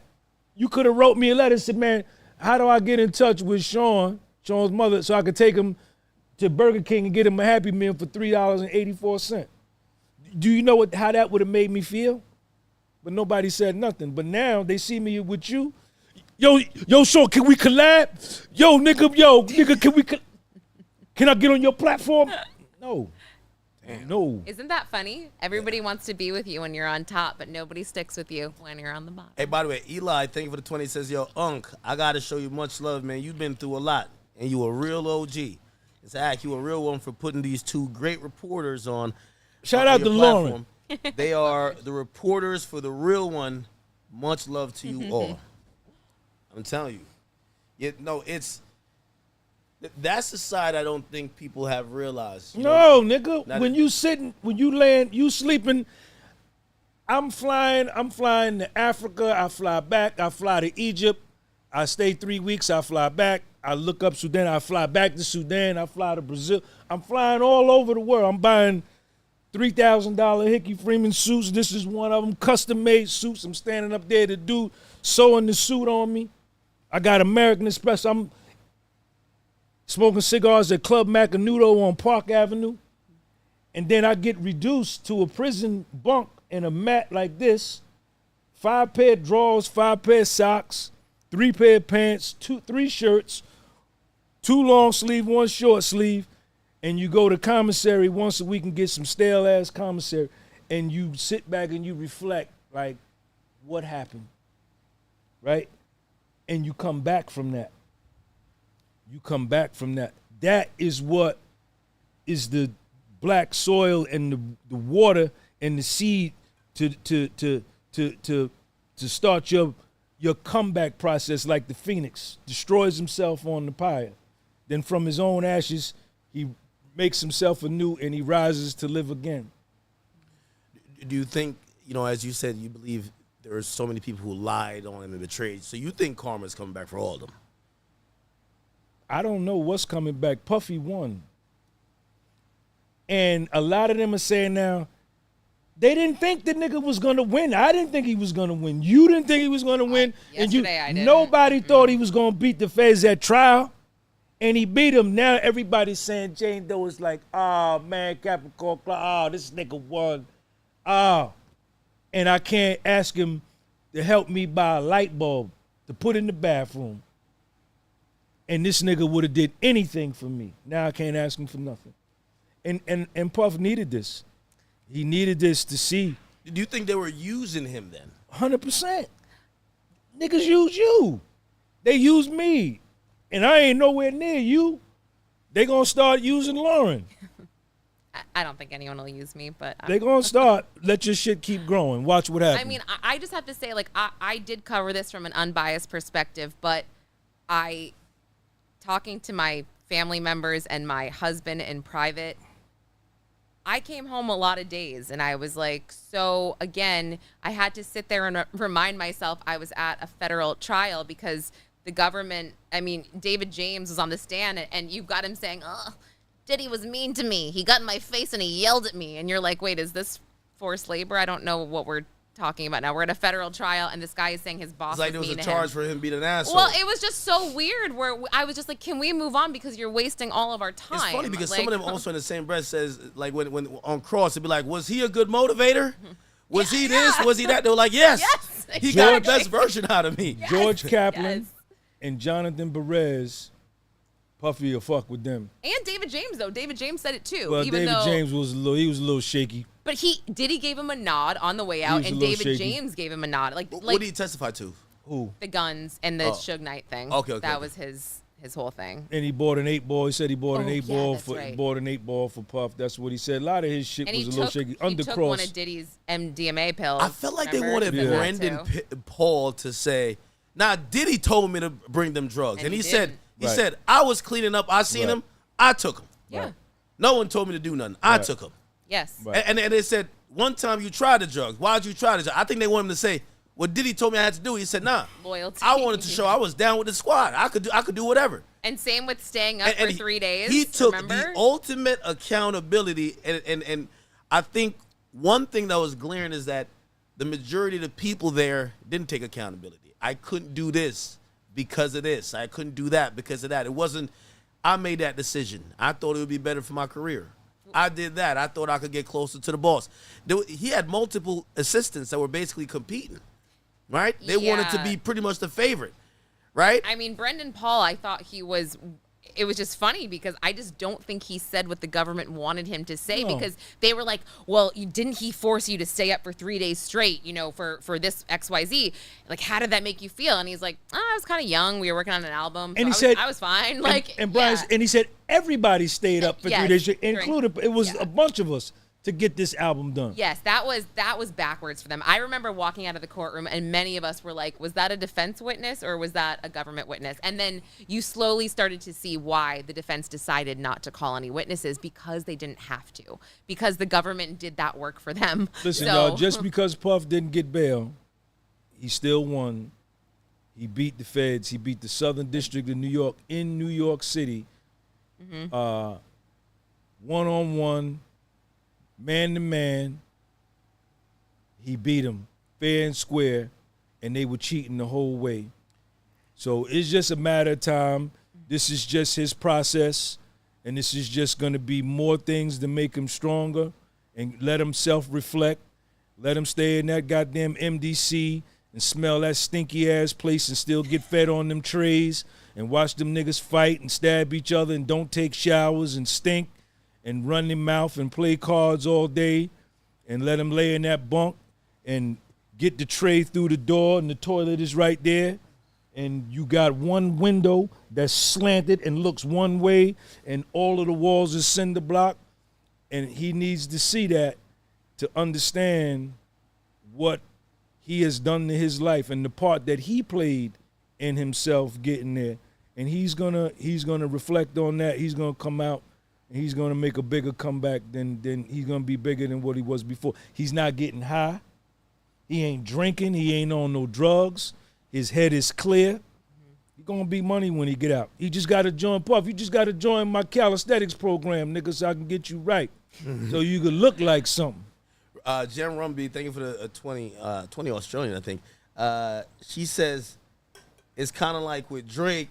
He says this is why you can't be on the fence. He says you got to pick a side, and unfortunately, Ye is the only one who picked a side. He Kanye showed West. up. Because I Kanye think a West- lot of rappers are sitting back and they're like, yo, if he beat it, we gonna fuck with him. Hopefully he fuck with us.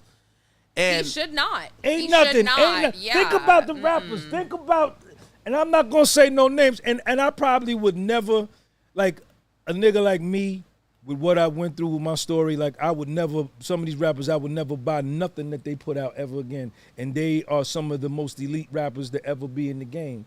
And you probably can infer, you probably can surmise who I'm talking about. You know. You supposed to come. You supposed to be this street nigga. All your records is about, you know what I'm saying? But you don't come down. All you had to do was pull up and come in and create a frenzy to show that you support me. But you didn't come. Fuck out of here. Puff, I want that first interview, man. I want the exclusive joint. Podcast was sold. You gotta get that 2-Star Island joint. You fly out there to it? I'll fly down to Tucson. I'll drive down there in my Honda Civic 2012. Those houses looked amazing. When they would show us the houses and evidence, I was like, incredible. I mean, wow. Yeah.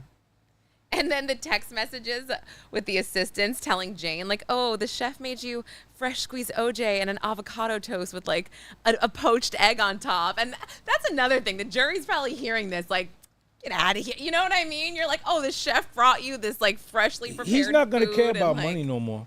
He like just came so close to losing it all. He's not going to care about a Maybach. To him, to ride in a Toyota Corolla is the same as the ride in a Maybach when he get out. Why do you think that? Because his freedom is gone. This nigga is in MDC Brooklyn around a bunch of knuckleheads talking about nothing. Right? And he was facing life in prison. And he's learned to live. He probably, them sweaters he had on, he probably got them at TJ Maxx in the clearance section. And those clothes helped him to win his freedom. Right? None of that stuff can help him. The Maybach couldn't help him in there. His jet couldn't help him. He'll partake in them, but he'll have a whole different perspective. He'll spend time with his daughters. He'll spend time with his daughters. Girls. Because if he would have got convicted of 30 years and went to life in prison, the niggas who we thought was his friends would have been trying to fuck his daughters. You think so? Come on, man. This is real. This is real. This is my real life. This is my real life. He's not there to protect his daughters, and that's all he's thinking. Like, I'm not there to protect my daughters from dudes that can intoxicate them mentally with their mouth and get them to do things. You know what I'm saying? He needs the father. The father is the protector. He needs to be there. He understands that now. He won't be flying all around the planet like that. Them girls will be like, Dad, let's play some spades. Let's play Monopoly. He gonna be like, all right, bet, set it up. And he gonna sit there. Puff, it's $1 million deal here. It's a $2 million here. Man, I'm playing Monopoly. You think he's gonna lose some of that materialism that maybe? It's gone. He doesn't. It's not necessary. That I don't need. When your self-esteem is high, and your confidence is high, you don't need material things or things external to you to make you feel like you all that. Right? Because you know you all that. Right? I can pull any honey, man. Anywhere on a skateboard that my man may need to pull up in his Audi to get her. But once she look at me and once she talk to me and she listen to my mind, she gonna say, baby, can you skateboard to my house? I'm gonna cook you something. It's who you are, man. It's who you are. I thought it was material shit. Money was my religion. Money was my religion, man. How much of a monkey wrench is this verdict in the witnesses' potential or current lawsuit? Like, for example, Dawn Rashad, she gets exposed. Expedited sentencing. Expedited? Yep. Sorry. Tuesday, a hearing. The bail application is denied. We'll receive, hopefully, a joint proposal on expedited sentencing on Tuesday and a hearing at 2 p.m. So, and then it was adjourned. You going down there Tuesday? No. You done with it? I've got to go see my family. They're in a different state right now. Shout out to Lauren's family. Yeah, man. they will be like, you are not leaving again. What's your husband's name? What's up, Matt? Man, shout out to Matt, man. Yo, Matt, what's up, man? What's your kid's name? What's that? You don't want to know? I'll tell you. Shout out to Lauren's kids. Yeah, they want to think you like a bad wife and a bad mom. No, like no, you. no, Like, I she gotta been be- covering yeah, this Diddy trial. yeah. I think I'm done too. I don't think I'm going back. Well, I mean, I want to go for sentencing, but I don't think that's Tuesday. They're just Yeah, they're gonna have a bunch of status hearings and stuff like that, and He wait for all won. these He reports. won. Oh, It's over. Agnifilo was not giving up at all. Was there no press conferences? That they had the mic set up outside. We left early. I left early. No, They said it was like a riot out there. Like they were Yeah, squirting baby oil on everybody. the Like 5-0 it came was, out and kicked everybody that was off so the annoying. That was so annoying. where we used to be able to hang out Yeah. every day. They kicked everybody off Why? Too much baby because they oil. was out there acting stupid, man. You know, and the trial is over. It's over. You know, So KO. I'm reading this. Mark Agnifilo said his children are here. His 2 daughters, they're in the middle of the second row. They no longer have a living mother. Here, the user of prostitution services, he's been convicted under the Mann Act. He was acquitted of violence for sex trafficking. Like, let him out. That's what he's saying. He's been a model prisoner. There have been no issues. He's going to have the next chapters of his life. When you're charged with racketeering, you have dark talks. When I was reading the Mia message for his birthday, I had a hard time doing it. Oh, this is Agnifilo talking about the scrapbook. He really tried, but it's adjourned, so. Supposedly they said the judge says October sentencing. So it's currently set for October sentencing, but if there's going to be an expedited one, maybe They going, man. Alexander Wait, where Shapiro. did you get October from? I don't see that. The Shade Room is reporting the judge denied Oh. bail and the sentencing date is set for October 3rd, 2025. Alexander Shit. Shapiro. Oh, you're right. And Friday, Tanny October. Garagos, they not gonna go for that. They gonna rush that. That's what. So we gonna sit another 90 days? Nah. Says, I set sentencing for Friday, October 3rd. I am willing to expedite it. Agnifilo, we would like it expedited. Judge, we will need an expedited pre-sentencing form from probation, but I'll be available. So that's what the Tuesday hearing is for. Yeah. Yeah, they got to do his PSI. Oh, yeah. Wow. Got to do a PSI. Puffy didn't rat. All y'all out there said he was the feds. He didn't rat. Everything y'all said, he didn't rat. And some of y'all that wanted him to go to prison, some of y'all informants. Not gonna lie, I feel like there was a few rappers I was hoping he didn't. I think Fifth wanted him to go to jail, man. That energy felt a little bit odd. It's like because 50's a street dude, but like it felt like 50 was just like. I think he even wrote in a caption. He says, "Enjoy the 20 years. You a real nigga. You can handle it." And I was like, "Damn, I don't know if." Well, I guess they play dirty in the street too, right?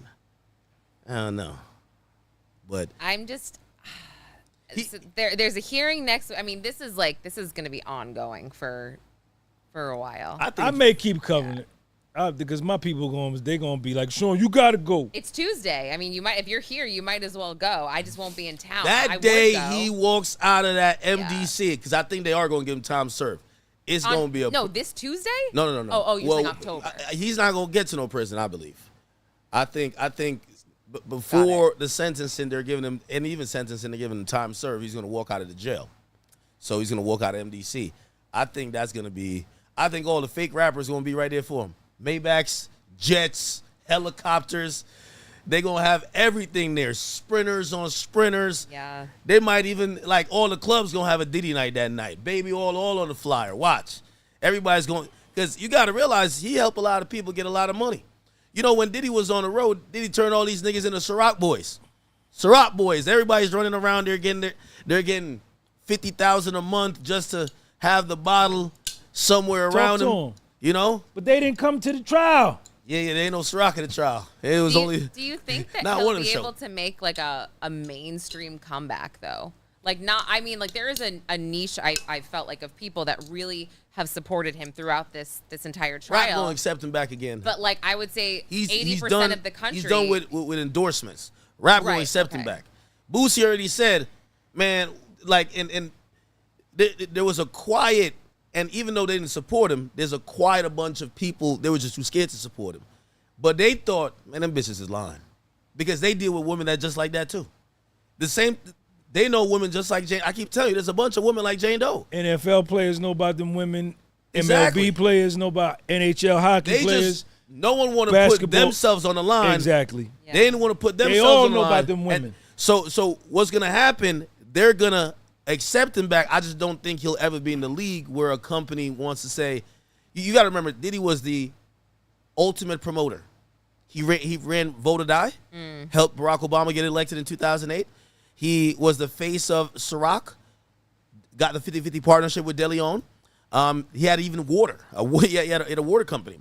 Yeah. So, I don't think any of those companies want to brand anything with him anymore. Yeah. And I think musically, I think he's going to have a little salty taste in his mouth, from trying to do music with some of these fake ass motherfuckers. That's what anymore. I was thinking, and I also just feel like 80% of the country they just read the headlines and they're not gonna. Culturally, he'll always be a legend. You think so? He'll always be a legend. Yeah. I just don't think certain type of music will go over like it wouldn't if these allegations didn't exist.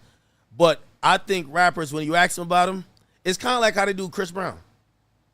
But see, Chris Brown's a 101. Chris Brown's still selling out stadiums, but no brand. Is he really? Of course. Wow. Chris Brown is.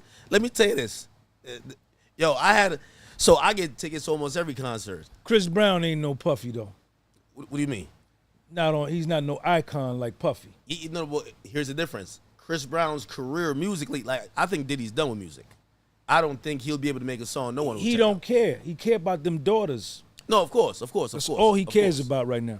Of course. But what I was saying about the difference with Chris Brown is that through all the cancellations and isolation in terms of brands and everybody who didn't want to touch him, he's such a prolific and once-in-a-generational artist that his career really hasn't been hurt by it. I think Diddy will always have money and he'll always be an icon. I think if he had got convicted, it would have been more of a mixed opinion, like how they look at R. Kelly. R. Kelly is the greatest songwriter in history in R&B. But when they start talking about that, it feels like you're almost condoning some of the stuff he got accused of when you speak the truth. Right? But this guy wrote for everybody. You know what I mean? I think he wrote for Michael Jackson. I think he might have wrote some shit for Whitney. I don't know. He wrote a lot. I still listen to Ignition. I still like that song. Come on now. Kelly the best I still ever like do. that Ignition song a lot. On the R&B tip. I'm sorry, it's horrible. On the R&B tip. Yeah, so I think his legacy, but I don't think his legacy is tarnished for that because I'm going to be honest with you, these prostitution charges light. All these dudes is getting prostitutes. And most of these women nowadays, they're moving like prostitutes. So I don't think they're going to look at it in a depraved way. If it was sex trafficking, they would look at him in a, you a real creep, man. Like, that's how they would have looked at him. But they're going to look at it and say, I think they're going to just look at Cassie and Jane Doe and say, y'all are just liars. It's over for them. Y'all try to bring down this black man right here. Yeah. Honestly. It's going to be a mixed opinion with that because I think some communities are going to be like, this is why women don't speak up. Some women, I picked up a lot of women subscribers on my YouTube that are pro-Puff that would say to me, Sean, them girls knew what they wanted. They knew what they were getting into. And when Puffy tells Jane Doe, when she testifies on the stand, that I fell in love with him, I was instantly, what'd you say? It was instantly in love with him, or they all said this, yeah. I fell in love with him immediately. Puff told her, ho. Yeah. I'm single, right? I'm seeing multiple women. And then she continued to say on the stand that I said to myself, I'm going to deal with it. She said she dealt with it but wasn't happy. Yeah. But then she was jealous the entire time. But he told her up front what it was. Yeah, he didn't deceive told her. Everybody up front. And then also when she had complained about something, he told her she could leave. Kept over and over. He gave it out. Bounce. Well, the jury saw that, clearly, so. Yeah, no. He won, man. I mean. I'll read some donations here if there's any. What do y'all think in the chat, man? Do y'all think justice was served? Do y'all think he should have been acquitted on all charges? Not just the two. I think what hurt him on the prostitution was them credit card receipts. Yeah. I mean, and the Jessica Ruiz, his the travel manager, agent was yeah, booking that. So that was tangible. It was like. I think they couldn't get around that. And by the way, this is ironic, too. And I hear what Unc is saying. A lot of the people who really defend Puff heavily on my channel as well, they're women. Like Daisha Yeah. Radcliffe, she just sent the donation. She says, listen, though Boosie didn't show up, he was holding him down since day one. So add him with Ye. Nah, never that.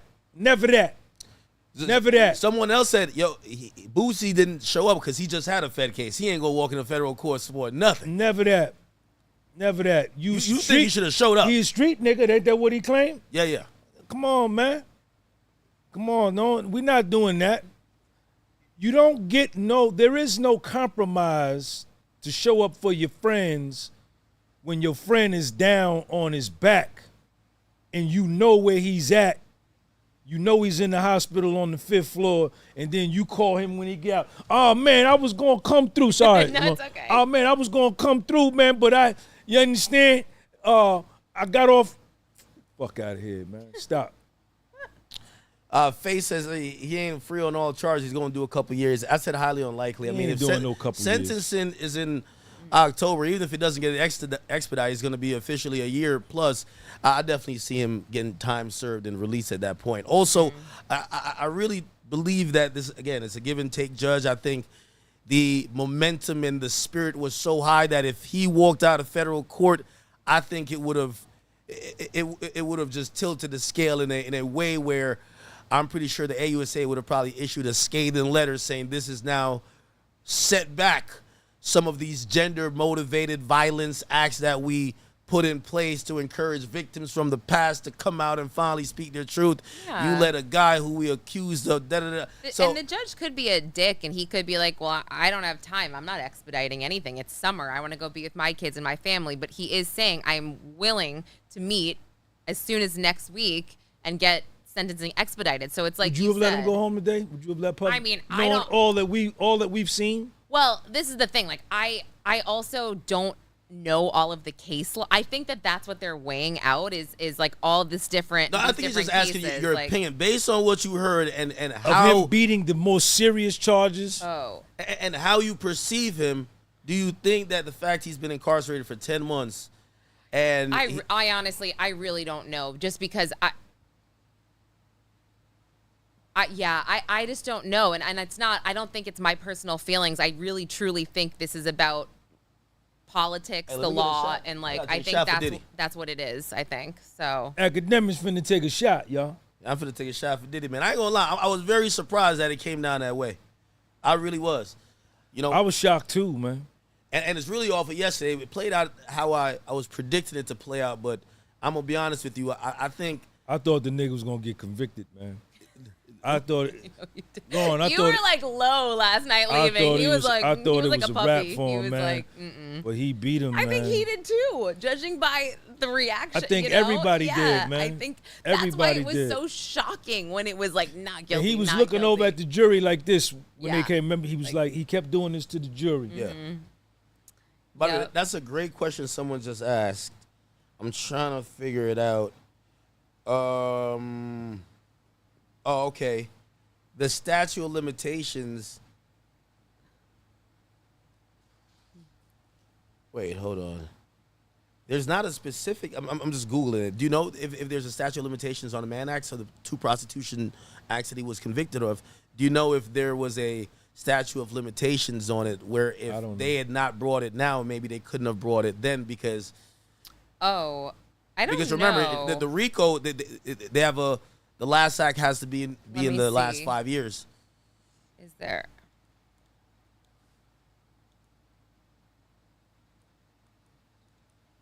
How you feel, Ak? You would have let him go today? Yeah, this shit On was bail? bullshit, man. Shit was bullshit, man. I think the jury spoke their piece, man.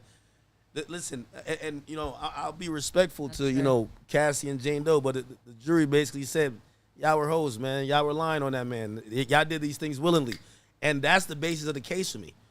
That's the basis of the case. Y'all pursued him after when Damian Williams did the whole speech.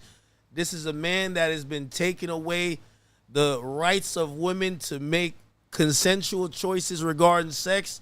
He has been sex trafficking them. Don't throw in some bullshit in the 90th minute and then tell me this is why we need to still keep him. No. Once the objective is out the window, try and come back again, or really don't try again. But, you know, I hope this AUSA Comey doesn't try to. I feel like she's going to try to cook something up. I feel she gonna try. She's She gonna start angry. going over She's jail going call logs. hard. She gonna go over jail call logs. She gonna go over taxes. Oh, she gonna go you're over right. everything to say we ain't letting him out before October. And when October come, I got to figure out a way to give his ass at least 2 years. I think you just nailed it right there. They are going to have their team go over those call logs dating back to God knows when. They even brought this up as to wanting to get some of those calls into evidence. So that's crazy. And I don't think the judge allowed it, but that is a really good point. Hopefully for his sake, he didn't say anything or. You know,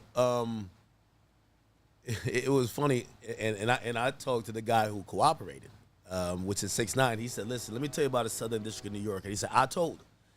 He said, "When they are not done with you," he says, "they've raided my house 2 times. They found a way to get me locked back up. That's why I was with Diddy, because they gave him parole, and then they found a way to get him back into the system." He says, "When they feel like you've got over on them, they don't just walk away. They find a way."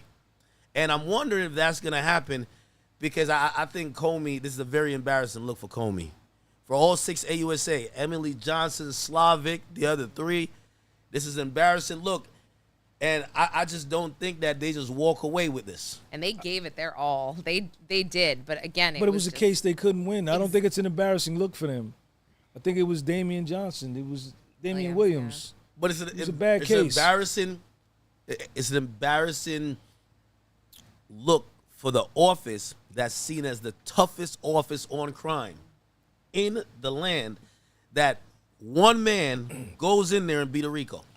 Right, because you put witnesses on the stand that perjured themselves. Well, again, they're never going to take accountability. They're gonna try to make sure that's what happened. They get as much as they can from it. That's what happened. And these were he didn't call not one witness. He beat y'all with your witnesses. Look at that. I think everybody perjured himself, or was it just He beat them with their witnesses and your exhibits. Do you That's think actually crazy to think about? Yeah. You think Banner was the only person that was the Banner perjurer? Breonna Boglin had the most outrageous perjury, but Dawn Richard perjured herself.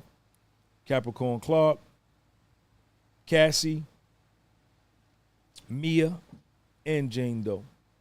And these were your key witnesses. And 2 of your witnesses, Gina didn't even show up. And victim 5, whoever that was, didn't even show up. So they were given a case that they couldn't win. And I just think that they were outmatched with the legal minds. You know, Puffy had the resources. He spared no expense for his freedom. Do you think they go back, they sift through more civil cases, try to come up with maybe 2 or 3 more witnesses and say, let's go back at this motherfucker again? Too much money. Or do you believe too much money, and it's to retry him again on what? No, it's on other charges for other victims? No. I doubt it. I doubt it. Unless he F's up majorly, like he's got to be really careful because they are going to be watching him. I don't think anybody's going to win any of those civil suits either. Oh yeah, I wonder if any of those will go to trial. Like, what do you think about that? Like, Well, the fact that he won his. Yeah. You know, and the only convictions was Jane Doe and Cassie. Dawn Richard's case is going to go out the window. Mia's case is going to go out the window. And Breonna Boglin's case is going to go out the window. Well, my opinion. I could be wrong. Well, here's the thing. It's just so much easier to get a conviction in civil court. You could get a win in civil court.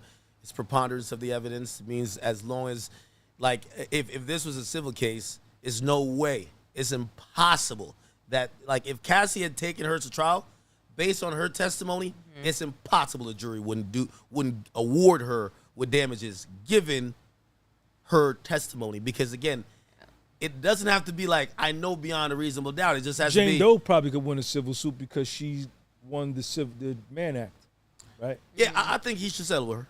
I think he should settle with her. He should probably. Well, let's see if she's as down as she says she was, that she wasn't gonna file a suit. Let's see. Yeah, right. She did say that. Sko Kilo says, thank you for the 10, brother.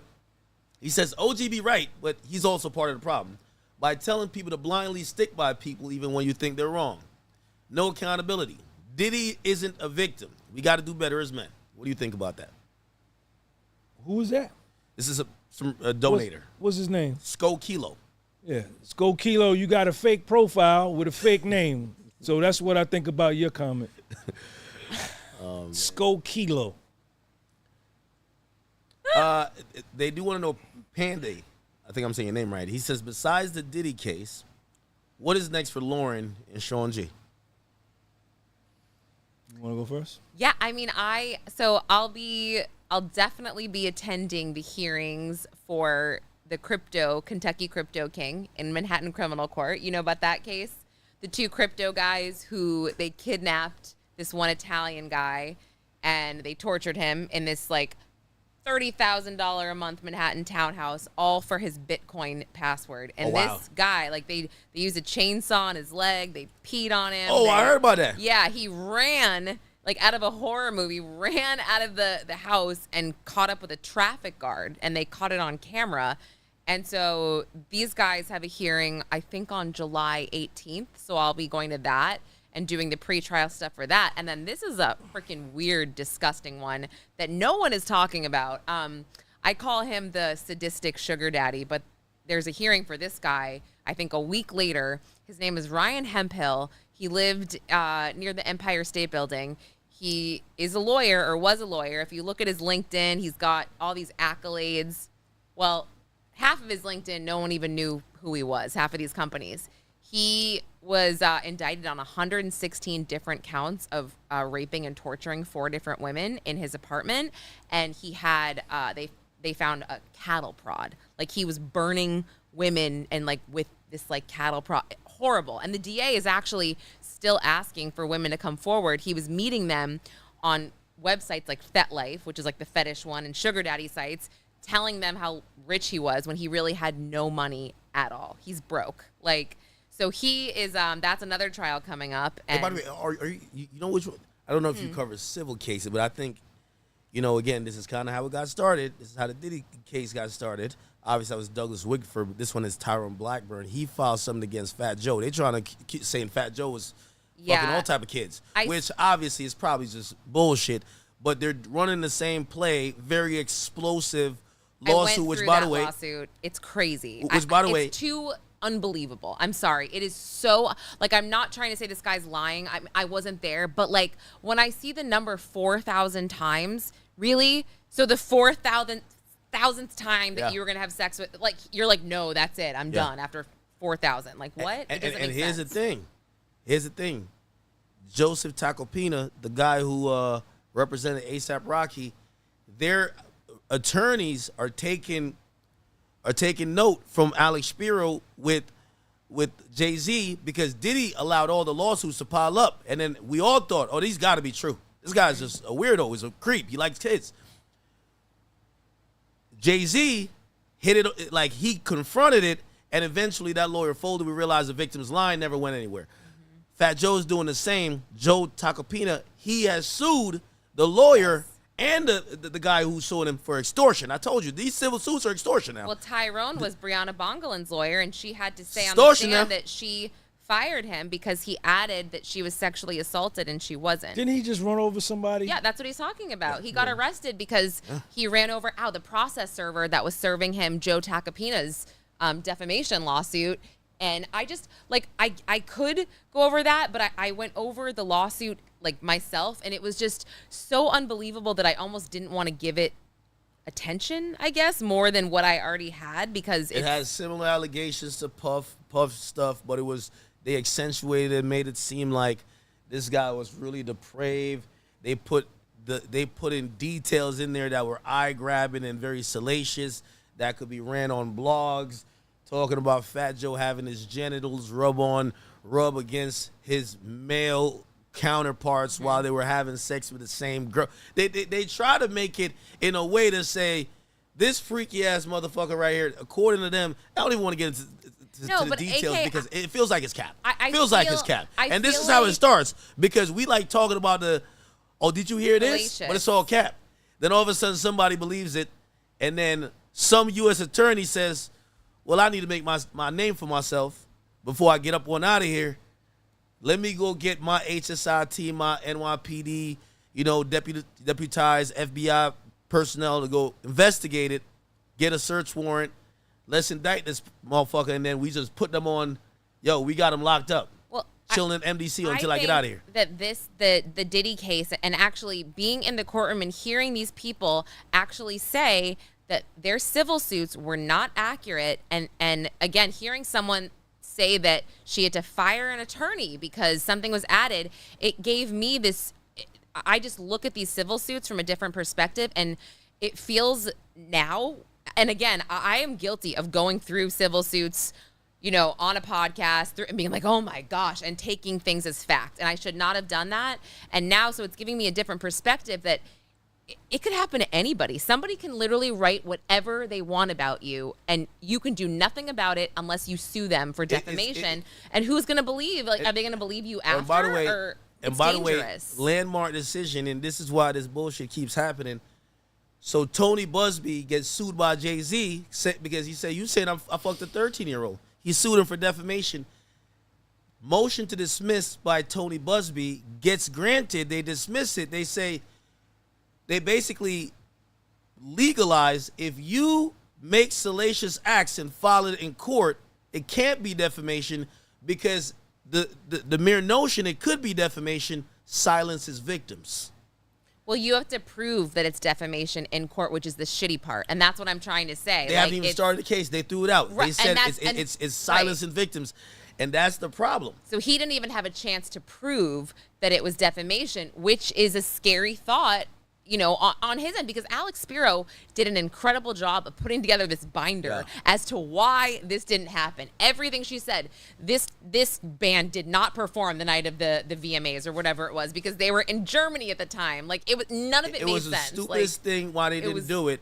They said, well, Tony Busby didn't ethically break his responsibility as an officer of the court, because a lawyer should only file a lawsuit if he truly believes the facts herein are actually true. Here's the thing. He hired an investigator to validate the claims. The investigator told him yes, so he filed the lawsuit. The investigator never put a declaration in the docket, which means that's hearsay. So it's a bunch of legalese and bullshit. No, it's crazy. Let me ask you a question. It really is crazy. So now when you just coming off of what you said, anybody can file these lawsuits. Yeah. We see them popping up on everybody. Where do you think this whole movement of believe all women stands, especially now after we've seen this case where if we listen, there's 100 lawsuits against Puff. A lot of people got on the stand, maybe either weren't all telling the truth, or if you listen to Unc, they lied. Where do you think, or how do you think this is going to affect how people might treat a potential real victim or treat anybody potential at all? I mean, I think that the believe all women thing, I think that dissipated a long time ago at this point. I think you should listen to everybody. If they come forward and they have something to say and they say that, listen to them, of course. But, like, nobody has to believe all women. I mean, that's not... Do you know what I'm saying? Like, I don't think you been on the Shade Room? You follow Shade Room? No. Man, the Shade Room, they over there. The Shade Room demons are going through it. Oh, they're going through it. They wanted Diddy to get 100 years. Oh. They wanted him to get 100 years. Yo, listen. When the sentence came down in the overflow, you saw people and reporters that wanted Puff to get found guilty writing the notes like this. Oh, yeah. Oh, man. You can see it on their face, huh? Man, they was showing it, man, getting up, walking, hurt, wounded. He said wounded. Wounded. hey, wounded. They all said you was wrong. They was saying now Unc too biased. Man, listen, when I went up there to the courtroom the first week, man. Oh, you said when you seen Cassie testify, you said you heard enough. Man, but it you was still over, went. Man. They stopped. Some people stopped talking to me, man. For real. After I expressed I was pro Puff, they stopped talking to me. Every time they see me, they go another way.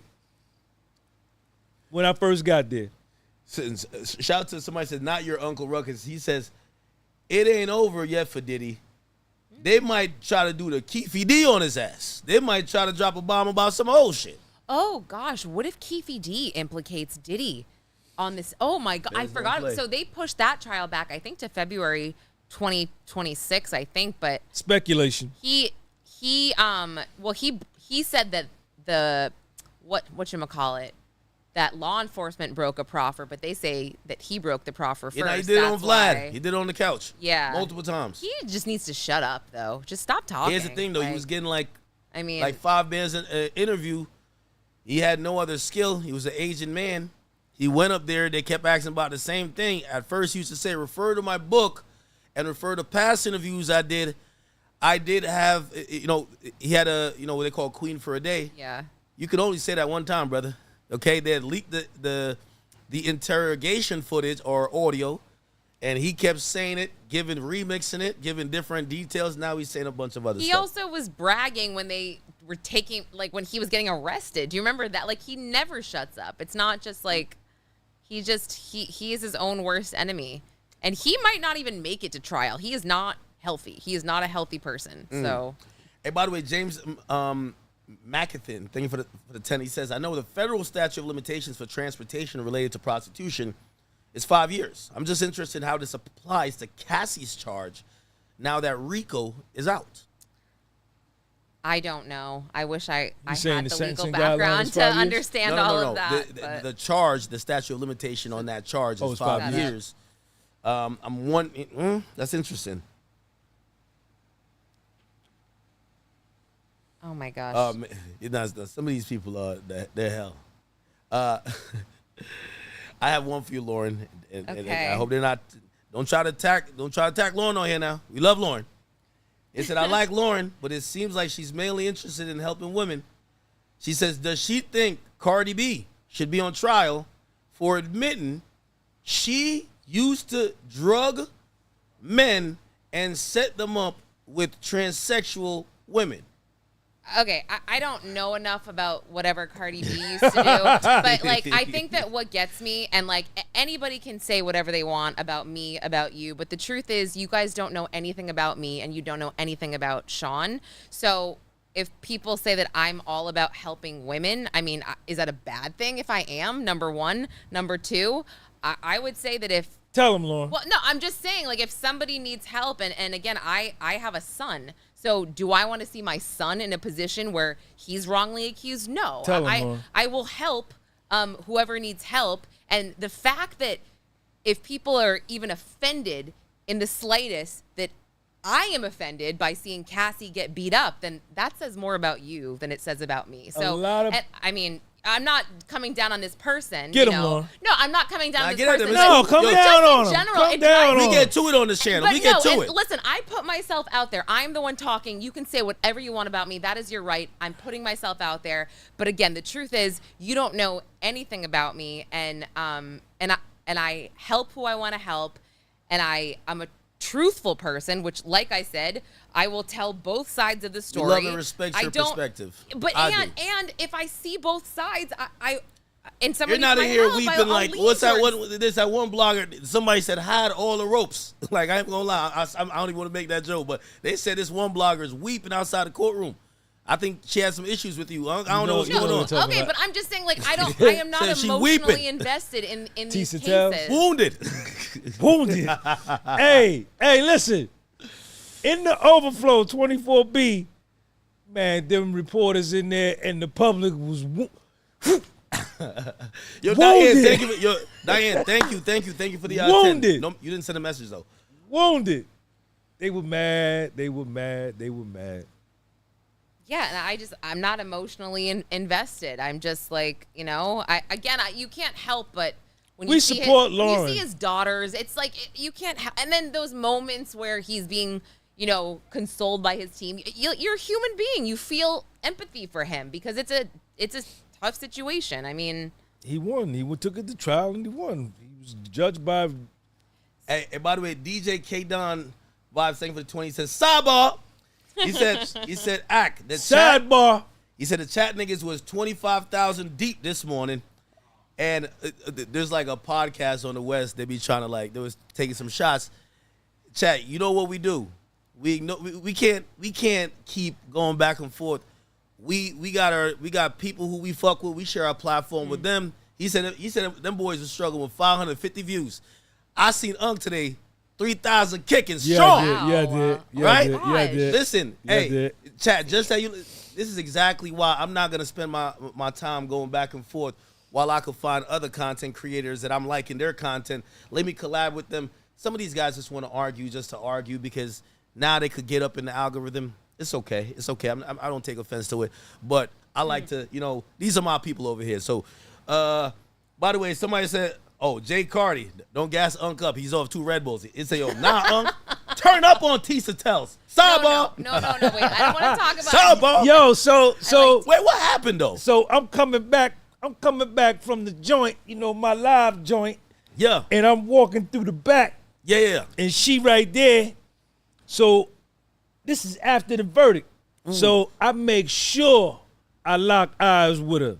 And I walk by, I do this. I walk by, I say, and she locked, and I locked, and then she got a security guard down there. But good for her. That was my I really like revenge. her. I really like her. No, I have no problem with She's a really nice girl. Yeah. You did say something, and Then she got into it with a dude in the overflow. Really? The dude in the overflow. Then she got with a dude by the elevator. Everybody was going at her like, you a liar, you Poor a liar, girl. you lied. She had a lot of scrapes today, man. Can I ask a question about her? I haven't watched her content. I don't think she's the most fond of me, but I have no problem with her. I'm pretty sure. I actually even said earlier, I said I invited her to have a conversation. I'm pretty sure we can find some common ground. Do you believe that, and I don't know, are you familiar with the coverage, maybe? I mean, I know that she was passionate about him being guilty. Okay, Yeah. so do you believe, and I'm pretty sure there are certain people who maybe their representation of the coverage or what they saw in the court was more in line with, hey, and I won't say necessarily they're a woman or whatever, but it's like, hey, we're here to defend women's rights. And in cases like this, we want to see justice for women who are coming out to be victims. And maybe it's not, how the hell, she don't know Puff? Like, I'm pretty sure she's like really just pro Cassie, pro all the women who probably have felt victimized. I'm not sure. I don't. I'm trying to figure out her angle. I don't think I've watched anything like straight through, but just knowing her from the courtroom and seeing her every day, she's lovely and she's sweet and she's kind, and that's all my interactions have been. And she's gracious, and so I really like her. Again, I haven't watched a lot of her coverage. Is she logical and analytical? Because I honestly don't know. I want to invite her to a conversation or a debate because, again, I'm like when I get into mudslinging, I get a little bit nasty. People know me. I got a reputation. So I heard that she had some opinions on me before I knew who she was. And I would rather, but she does have a sizable platform. I would love to engage her in conversation, in a debate to see. Because, anytime I've ever sat with someone, they usually leave and they're like, you know what, I don't agree with this guy with everything, but he's a very decent guy. You're respectful right? about yeah. it. You're a respectful human being. So watching her, I seen her cry this morning. I was just like, listen, I would love. No, was she crying? Yeah, she was crying a lot. Yeah. Oh, I didn't see that. Oh, yeah, no. She was Oh. I couldn't tell if the weather changed or it was just her crying. It was crazy, but wounded. But I didn't see. It was so crazy out there. No, it was just it was a madhouse that. Don't. I heard she had said Unc was leaking names, and I said all that. Really? Yes, indeed. Why? Why don't y'all see eye to eye? Well, nobody down there saw eye to eye with me in the first 2 weeks. Oh, so you were like the black sheep down there? Ain't no question. They used to call me the hip hop reporter or something like that. They had a special name for me. Really? That they went and told the judge and all the marshals, why is he here? And because I raised the bar, man. I changed the game, man. I raised the bar on the journalism that was going on down there. I changed the whole narrative. I wonder how Nancy Grace must feel now too, man. Wait, can I ask you a question, Uncle? Yeah. If you had went down there and let's say that first testimony of Cassie and say you have seen the evidence and you're like, nah, Diddy's a monster. He did that shit. Would you have said that? Of course. Because I do feel like you had maybe some pro Diddy thoughts. You say you've taken pictures with him. If you had heard No, the I've evidence, never taken pictures with him. Oh, my I just would cut pictures from the internet and put them up on my Instagram. I've never met Puff before, but I'm gonna meet Puff when we do that first interview because I get the exclusive first. Of course. But if you had heard the evidence that he was a trash can, that was indicative of, he really, I would have reported that he was a trash can. So if you had heard he put a handcuff to her ankle, tied it to the water heater, you'd have said, man, throw the book at this guy. You'd have said that. I probably would have. Yeah, I would have said he was a trash can. I was going to report what it was, man. Integrity never went out of style. That's good. I would have reported what it was, but I didn't see that. I did not see that, and I went looking for that, but it never showed up. It never showed up. One of the biggest takeaways I took away from the entire trial was what type of conduct was going to be policed under the law. And for example, I learned a lot about Diddy's sexual history and sexual life, right? I got to realize he's a freaky dude. He likes whatever. But I was starting to think, I'm like, if you are someone, and I'm telling you, I know a lot of these people in the entertainment business that they're into some non-traditional stuff. It could be group sex. It could be whatever.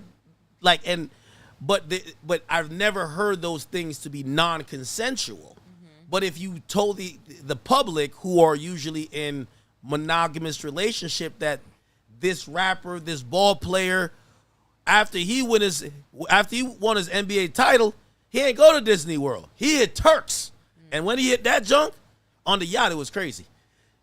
They might say that's behavior because you got to remember the Mann Act.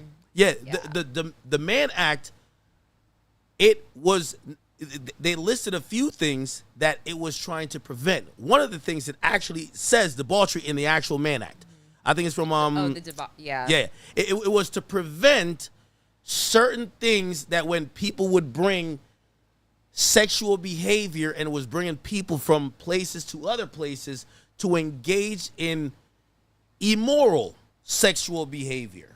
So at that point, when you use that statute, which that statute has gotten defined over the years, but that says if I think that you have 1,000 bottles of baby oil or you like another man to penetrate your girl, that is immoral, you know? I mean, Sean, did you also feel, I felt like there was a point during the trial where it was like days of explicit dirty text being read, details of what went down. I felt like I lost a kind of the sense of what's appropriate to say in the world almost. Like I almost felt, and I also never felt more boring in my entire life, where I was like, wait, I'm so confused that this is what goes on in his sex life. And again, I just have never felt more, I don't know. I don't know how to say it. Like I went and bought me some baby oil. It was just, so crazy. Like I went and bought me some. I got to try it. I just you got to heat it up though. Got to heat it up. Put it in the pool and put it in the bowl. She said Jane Doe is heated up in a warm bowl. By the way, 000 says integrity never went out of style, man. Integrity never went out of style, baby. Yo, we got to get the sidebar merch. Sidebar merch. I think you really do have to get sidebar. I want a mug. I love coffee mugs. Can you please do that? We got the best merch guy. I believe in the game. Let's do it. Set it up. We need Verselli to work on it, and we gonna have Uncle prove it. All right. Sidebar. Are you gonna spell it regular? Or are you gonna do a bunch of R's and a bunch of A's? Or is it a W? Some people say it's S. Well, you gotta tell us. Some people say it's SIDEBAHHHH. Sidebar. Yeah, I kind of like that. Somebody think it's WBAW. You gotta listen. No, I like the H. The H. Sidebar. Yeah. Yo, I remember the first day I said that, man, and all the dudes was over there. They was all saying it. That was in front of the courthouse, and from there it went crazy. They were saying it today, and you were not around. This dude, I actually looked for you because I was in the back, and this dude's like, sidebar, and I was like, oh shit, you were nowhere to be found. He was just yelling it. Hey, by the way, so and this is another interesting perspective. Again, me and my audience sat for 8 weeks. You guys went to court for 8 weeks. We watched you guys do amazing coverage. You guys clearly, you know, what I'm so proud of, I think, what you guys told us happened in court really bore out not only to be actual and factual and actually true, but even the verdict actually confirms it. So now I want to ask you guys, as you guys did videos on lunch breaks and did videos in the afternoon, what was that experience like? You were doing videos like all over the place. Like I asked her today, I was like, how does he always have a clean background? Like, what's going on? And you then were fully square. I used to walk by you doing them. How did you get bit by a bee? That was awful. I don't know. Just it's gross over there. Who knows? But I'm like, and we all got yelled at today. We all had to. I was literally doing a live hit, and they told me to move. They're crazy now. So I went over to Foley Square because I'm gonna start asking for drinks by saying sidebar. It was away from everybody. The sidebar for real. It was away from everybody, you know. Yeah. And I couldn't get real clear service when I was over by the tents with all the other cameras and all that stuff. And I don't know if it was something that was messing with my signal. But when I went over by Foley Square and I had the background of the courts with the columns, and I could just go over there and do my thing. And How were you not distracted by people walking by? Sometimes people... Because I became invested in this trial. I became invested in it, right? And I began to seek the truth. And, you know, my job was to come out at noon and tell the people what I heard in the morning session, go back in, and then come out in the afternoon and tell them what I heard in the afternoon. I was going to report the direct examination, and then I was going to come back and report the cross-examination. And that's right. That's what I did. It. That's all I did. And I took notes. I would sit in the courtroom. I wouldn't even look at the screen. I would just listen and write. I would just listen and write. Because there was so much to write, and there was so much going on. I think there's a defense press conference right now. Really? I think there is. Inner City Press is. They're all outside. You can kind of see it, I guess. Is it live? He's. Oh, Is everyone at the podium? No, he's not. It wasn't live. He put a. Let me see. What was you gonna say, Ak? So, I wanted the perspective from the overflow room and in the actual courtroom. Like you guys kept saying 26B or whatever. At all times when you're watching the stream in the overflow room, could you see Diddy? Yes. So is this just a wide shot? It's a TV like that. It's two of them. It's two of them. What's on each? Half of the screen is the witness chair. The other half of the screen is the courtroom where you can see the assistant U.S. attorneys, Puffy's legal team, and maybe the first three pews of the gallery. And then the other screen? Same thing. Same thing. And then I would always get up. Whenever the Puff came in, I would always get up and walk up to the front and look at him real good. But the hearing, the volume of the speaker in the overflow was crispy clean. Really? And when I went in 26B, I went in one time, and the marshals in 26B, they'll throw you out of there for the slightest little thing. They were very, very serious in there. The marshals in the overflow was serious, but they weren't as They hated me. When as I was tight. in overflow, I would like literally, the MTA lady could literally bum rush somebody, okay? Take their seat, throw a fit. They kicked her out of there. But but literally, I watched her not get kicked out. I would crumble. I would have like a wrapper and they'd be like, Karen. They'd literally be like, you, Karen, stop with your. They hated me so much. I was like, I have to get out of overflow. Karen? No, they didn't call me that. But I just felt like they were pointing at me like this Karen with her wrapper, you know. And by the way, we have a donation. See, this is what happens. You know, we bring them onto the platform, and then they love them more than me. Lauren, you got one. Dwayne Jordan, he sends him 5. He says, Lauren, I gotta say sorry to you. This is, she says, just a question. Since Ak and Unc kept saying, come on, Lauren, when you spoke your feelings on Cassie and them. Well, I don't know what the question is, but he says, I'm all for women, and I'm a girl dad. So it looks like he's supporting you. He's just saying, you know, I guess he's asking maybe how you feel or whatever. No,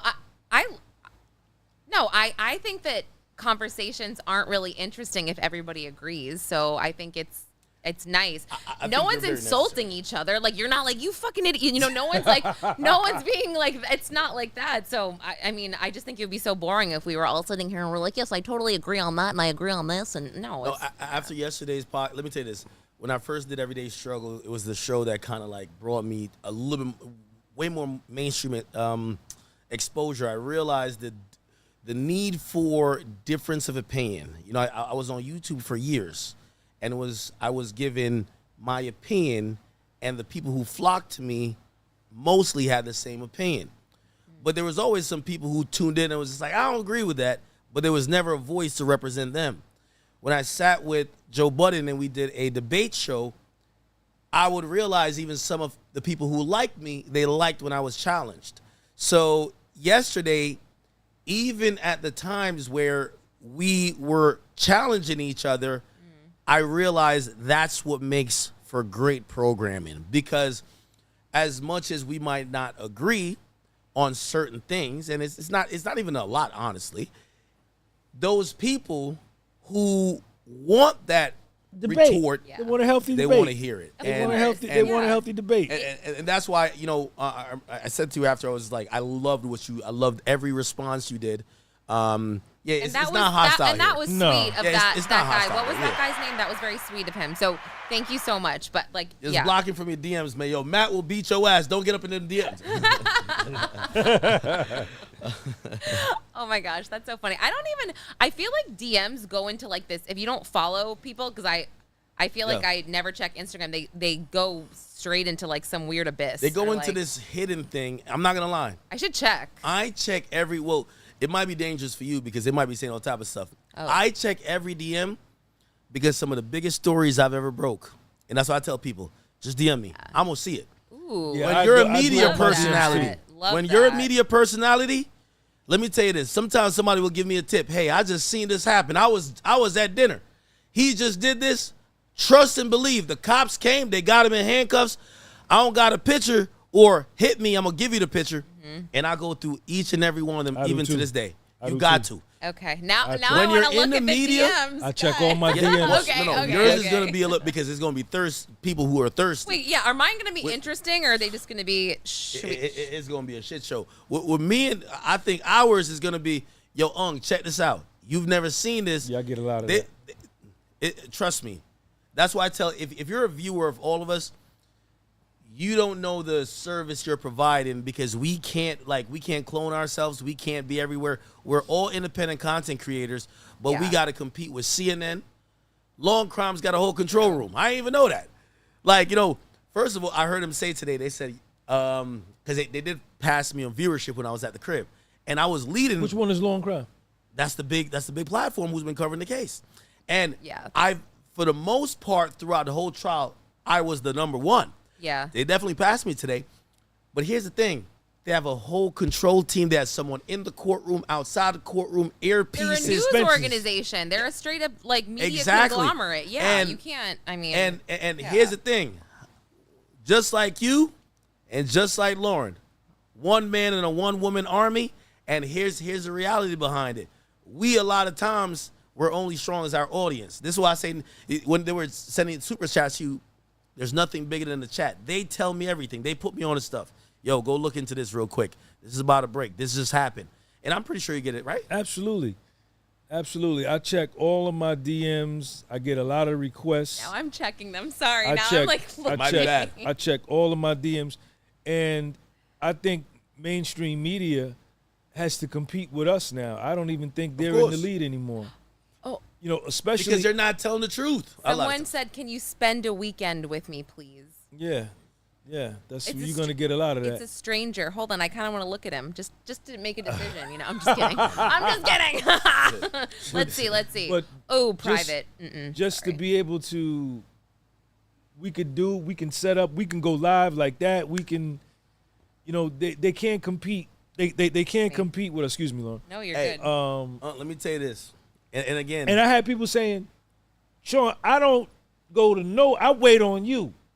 let me tell you this. Let me tell you this.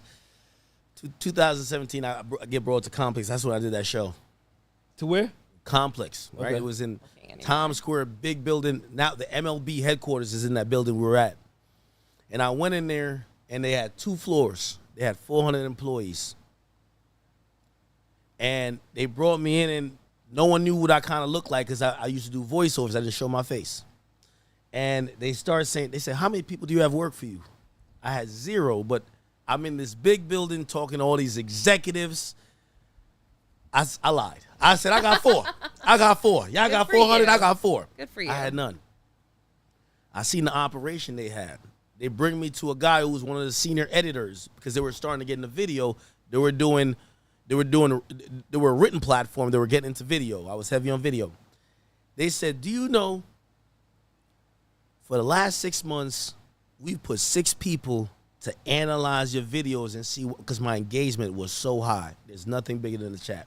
So we put 6 people to analyze your videos to try to figure out the sauce. I'm walking around. I'm overwhelmed. This is a big operation. I walk in one of their rooms that they do news. I was a news guy. I was a hip-hop news guy. Teleprompters, this, that, light. The best cameras man could find. I realized after the very first day why they could never compete. They were trying to study my videos thinking I was doing something that a corporate company could emulate. What they could never emulate was my authenticity. I would get up on there. I wouldn't show my face. I would be like, it's what academics, and I would just do a video, give my original thoughts. They had teleprompters that people were reading that they didn't write. They had the writers write it and a pretty girl reading it. That's not authentic. When you get on your platform, and you say, Saba, ain't nothing better than that. Ain't nothing bigger than that. I'm telling you that right now. You know what people get? They can't compete. Right. I promise you. And I want to give both you guys the encouragement for that. Thank you, man. Because independent content creators, I got this place. I got this place when I was working at Complex, and I was like, listen, I'm working for y'all, but I'm always independent. I later got to deal with Spotify and the upstairs joint that y'all was at. I built that out too, and I said, you know what? I realized no matter, even if I might look corporate, the reason why we have 25,000 people in the chat, when I woke up probably 15 minutes before, I ain't shower until I had to come here. They ain't know. Sorry. It's because they know I'm authentic. You're authentic. And you're authentic. Wait, your lack of showers makes you authentic. Well, I'm just kidding. I'm just kidding. No, I know. I'm totally kidding. But that's the point. And this is why I love independent content creators. Because once you start getting to the CNNs and these other things, they got scripts. They couldn't compete with me. They got 15 editors. Yeah. They got this. There is no real originality. Authenticity is always going to win. They got a color. They couldn't compete with us because the people in the overflow in the 20s, they got a color inside the lines. I agree. They got a color inside the lines. People get a kick out of me when I'm doing my live and I make a point and I turn around and walk away from the camera. I love it. And go stand and wait. I seen you directing traffic today. I seen you directing traffic today. That's really funny. I see you directing traffic today. You're saying, go ahead. Or I just stand there, right? Or I just stand there. Yeah, that people love that, man. Authenticity never went out of style. You're exactly right. God, they can't compete. And I only say that, and I know the audience respects it, and this is why, we did that reel yesterday. The reason why I love support, these are independent content creators. I watch these people grind through it. I also do want to send a message to bigger content creators. Collaboration is great. You have to get to the point you're so secure in your audience. I love when I see them turn you up. I love when I see that. You know why? Because at the end of the day, I can't be Unc. Unc can't be Ack. Ack can't be Lauren, and Lauren can't be Ack. It is what it is. We all can't be each other, and there's enough people here, and I'm not trying to get sentimental and everything because we were still, but I appreciate y'all. I appreciate y'all, and I only want to give y'all that nugget to build your platform. Don't ever think, let me tell you this, I got both of these spots, and sometimes the best stream is from the crib. Yeah. I'm telling you, I pay a pretty penny, trust, for both of these spots. Yeah. Y'all see the cameras, the lights, I got upstairs. I've never given it up. But sometimes the best thing, because the audience don't care about the camera equipment. No. I see you set your phone up. I like that. I seen how it doesn't matter. Oh, my squatting. You see my squat. Of course. It's I'm very fancy. I'm very about fancy. the authenticity. And let me tell you this, how you guys cover the trial, the way I was gravitating to you, the way the audience was gravitating to you guys, is because when I listen to you guys give a realistic perspective, I could say, now that's Lauren's personality. Lauren is reacting to how Diddy did this and reacting to how Maureen Comey did this. Brilliant. Same with you. And I just want to say thank you guys, and I want you guys to continue from the bottom of my heart. That's it. I want to thank you. This was so nice for you to have. I mean, you know, Sean has a big audience, but I have a very small audience. So thank you for having me. Thank you for having me on. I really you got 21,000 now? I do, and I mean, I just hope that they stick with me because I will be covering other cases. But keep posting. I just wonder if people are just only interested in Diddy, and that's my fear. I hope that they're interested in other stuff. But let me tell you this, it's and this is why it's brilliant, because some of the cases you told me you're covering, I don't know too much about. Yeah, my audience don't only watch me. This is why I said nothing bigger than the chat. There's some of my audience, they want to hear Unc's story. I've always said this, and this is why I'm not a content creator that gatekeeps. Unc gonna tell me stories about things I've never experienced. I want my audience who could identify with Unc, go get that from him. Go check out his platform. You're gonna give a perspective. This is why that dude sent that donation in, and also there's chat queens in here. When we're raiding your stream and they're going so crazy. Shout out to Belle, by the way, from Canada. There's some beautiful chat queens who are like, no, we love Lauren. She's speaking for us women. I'm a man. I can't speak for them. I try to understand and empathize, but I can't speak for them. They're gonna fuck with you. What always stood out about good. you with me was your black rim glasses. The first time I ever saw you, I said, look at this. Look at these glasses. That was the first thing I saw. Really? The glasses. That's so funny. And I don't even wear them all the time. I just kind of started because of the note taking and actually looking at the screen for the evidence, and then it kind of just stuck. So that's really funny. Really funny. Okay. Wow. They're now bullying me, saying I'm keeping y'all hostage. So I want to give y'all I've spoken a lot, and I know I'm drinking, so I want to give both of y'all uninterrupted time. Please promote everything you have. It appears that we're all gonna have hopefully a great July 4th weekend. I wish both of you guys spend time with your families.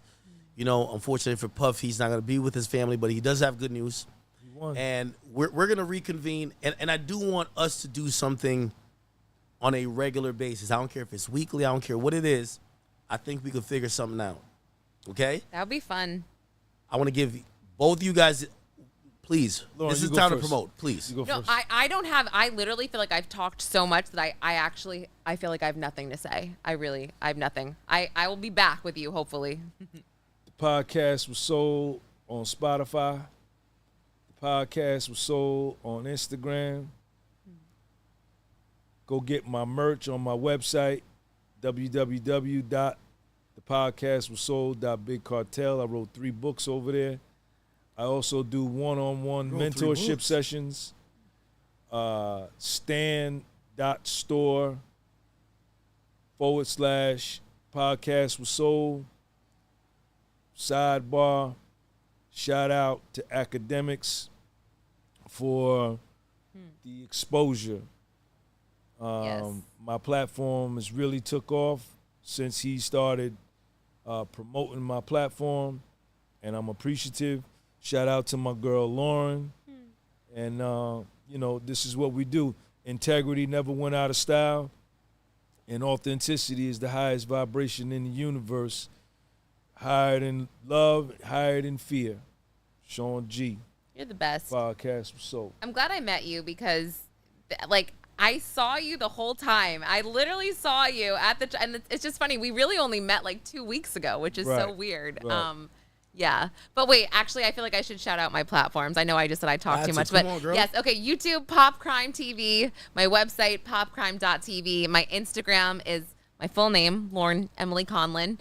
And my Twitter is Conlin_Lauren. Lauren, we got a bag over here. You got to realize, this is why I said ain't nothing bigger than the chat. Hey, listen, this is what I need you to do. We can talk business off of this, but I need you to go get with one of them jurors. If you get that exclusive, I got that 10,000 bag. We got to get it on here. Exclusive. I want you to do the interview. I've got the because I know you're gonna go through it sequentially, girl. Oh yeah, no. So again, I get told one you, of them. I got I 10 grand for it. I kind of chased the sprinter managers, but what I do have in my back pocket is hopefully Xavier Donaldson. I've got that for an interview, and then hopefully Tenny Garagos. So okay, I'm gonna be like kind of nice and not as annoying. I will give them a couple days, I think. Hey. I actually already hit up Donaldson. I already started knocking, but you could leverage me. Okay. When Done. I know you figure out all the jurors. We could get a real good interview with one of the jurors. I got 10,000 for them, and me and you gonna talk. Got it. 10,000. We want to know everything that happened up in that jury room. Shout out to Lauren Crimes. But listen, I worked hard to get here. I got some bread too. We gonna move around. Okay. Shout out to Done. Act. Come Done. on. So if Done. you get Independent you content tell them that you creator. hit me, Yep. I'm gonna make sure you're good. That juror gonna be $10,000 richer, but he gotta tell us everything that happened from the moment they went in. They gotta tell us what happened with juror 6. They gotta tell us what the foreman was saying. Why it ain't happened on the first day. Everything. What they thought when they saw might Cassie. put out a tweet. I've seen journalists put out tweets before being like, hey, if you're a juror in the Diddy trial, hit me up. Yeah, but they're not why offering not? money. We got Like, 10 bands. Yeah, why and not? you gotta do an interview with Lauren. Yes. Lauren gonna go through it. Oh, yeah. Oh, no. I have She could do it here. She could do it upstairs. We could put a mobile team on it. We gonna do it. I have so many. Well, the Send only this thing to the is, jurors. Tell them to get in touch with Lauren. sometimes the jurors don't want They to was show their paying y'all face. $60 a day. Big Ack is down to pay you 10 bands. We need to know everything. But sometimes they don't want to show their face. So sometimes It's all it good. could We just be blurred them. audio We or blurred them. like It's all good. audio, written, whatever. Like, I mean. Because if I hear one of the jurors say we knew this was bullshit from the start, we going platinum. It's over. It's all good. Yo, the numbers on that'll be crazy, man. Yo, the juror be like, yo, imagine if they say what you said. After Cassie testified, I knew this shit was bullshit. I was just clocking in. I was just checking in time. I knew this shit wasn't going nowhere. I would like to hear, Lauren, about the 17th floor balcony incident. What a particular juror thought about that. There's so many things I want to know about. Yeah. You're right. There's so many 100%. things that I want to know what they were thinking. Yeah. And I guess Mark Agnifilo said a lot of it. Like, Capricorn Clark, she's a little off, isn't she? And they probably were like, we were thinking that. That's crazy. Anyway, I have to pee, so I should. Okay, yeah. please go check out Lauren. Go Thank check you. out Unc. Unc, when you going live next? I might be flying down to Tampa tonight to do a podcast tomorrow with Matt Cox, Inside True Crime. I may be on his show tomorrow. Come on, man. Cool. Come on, man. I love seeing everybody go, hey, Lauren, what we doing? Come on, girl. I know you are a contributor of many shows. Yes. What's going on? I do know it is family time. And you see, I'm a workaholic, so I'm like still in that mode. But anything else, or you're gonna I've already done today. I did a Nancy Grace hit. I did a when I saw you, it was this BET it's Big Smitty and Coach Jason Brown. Do you know them? They're really great guys. And then I did the Jason Whitlock show. I banged it out. Then I came CNN here. had me on there too. They had me on there like it's a Word? little there's some they would We gotta get y'all on Piers Morning. They've been asking me for this. they did a show on the YouTubers and yeah, that's what they cool. call them Yeah, YouTubers or vloggers who were down there. Yeah. And they showed me reading my notes, and this guy reads his notes. I was like, Okay. Hey, listen. Thank you guys for tuning in. These are my amazing friends. I want you to keep supporting them. This is not the end of us doing content together. This is only the beginning. They're great content creators who cover things that maybe you guys are interested in that I might not touch on. Please go follow their platforms. Thank you to my man, Sean G, the podcast with Soul, and Pop Crime TV. Right? I said it right? With Lauren Conlin.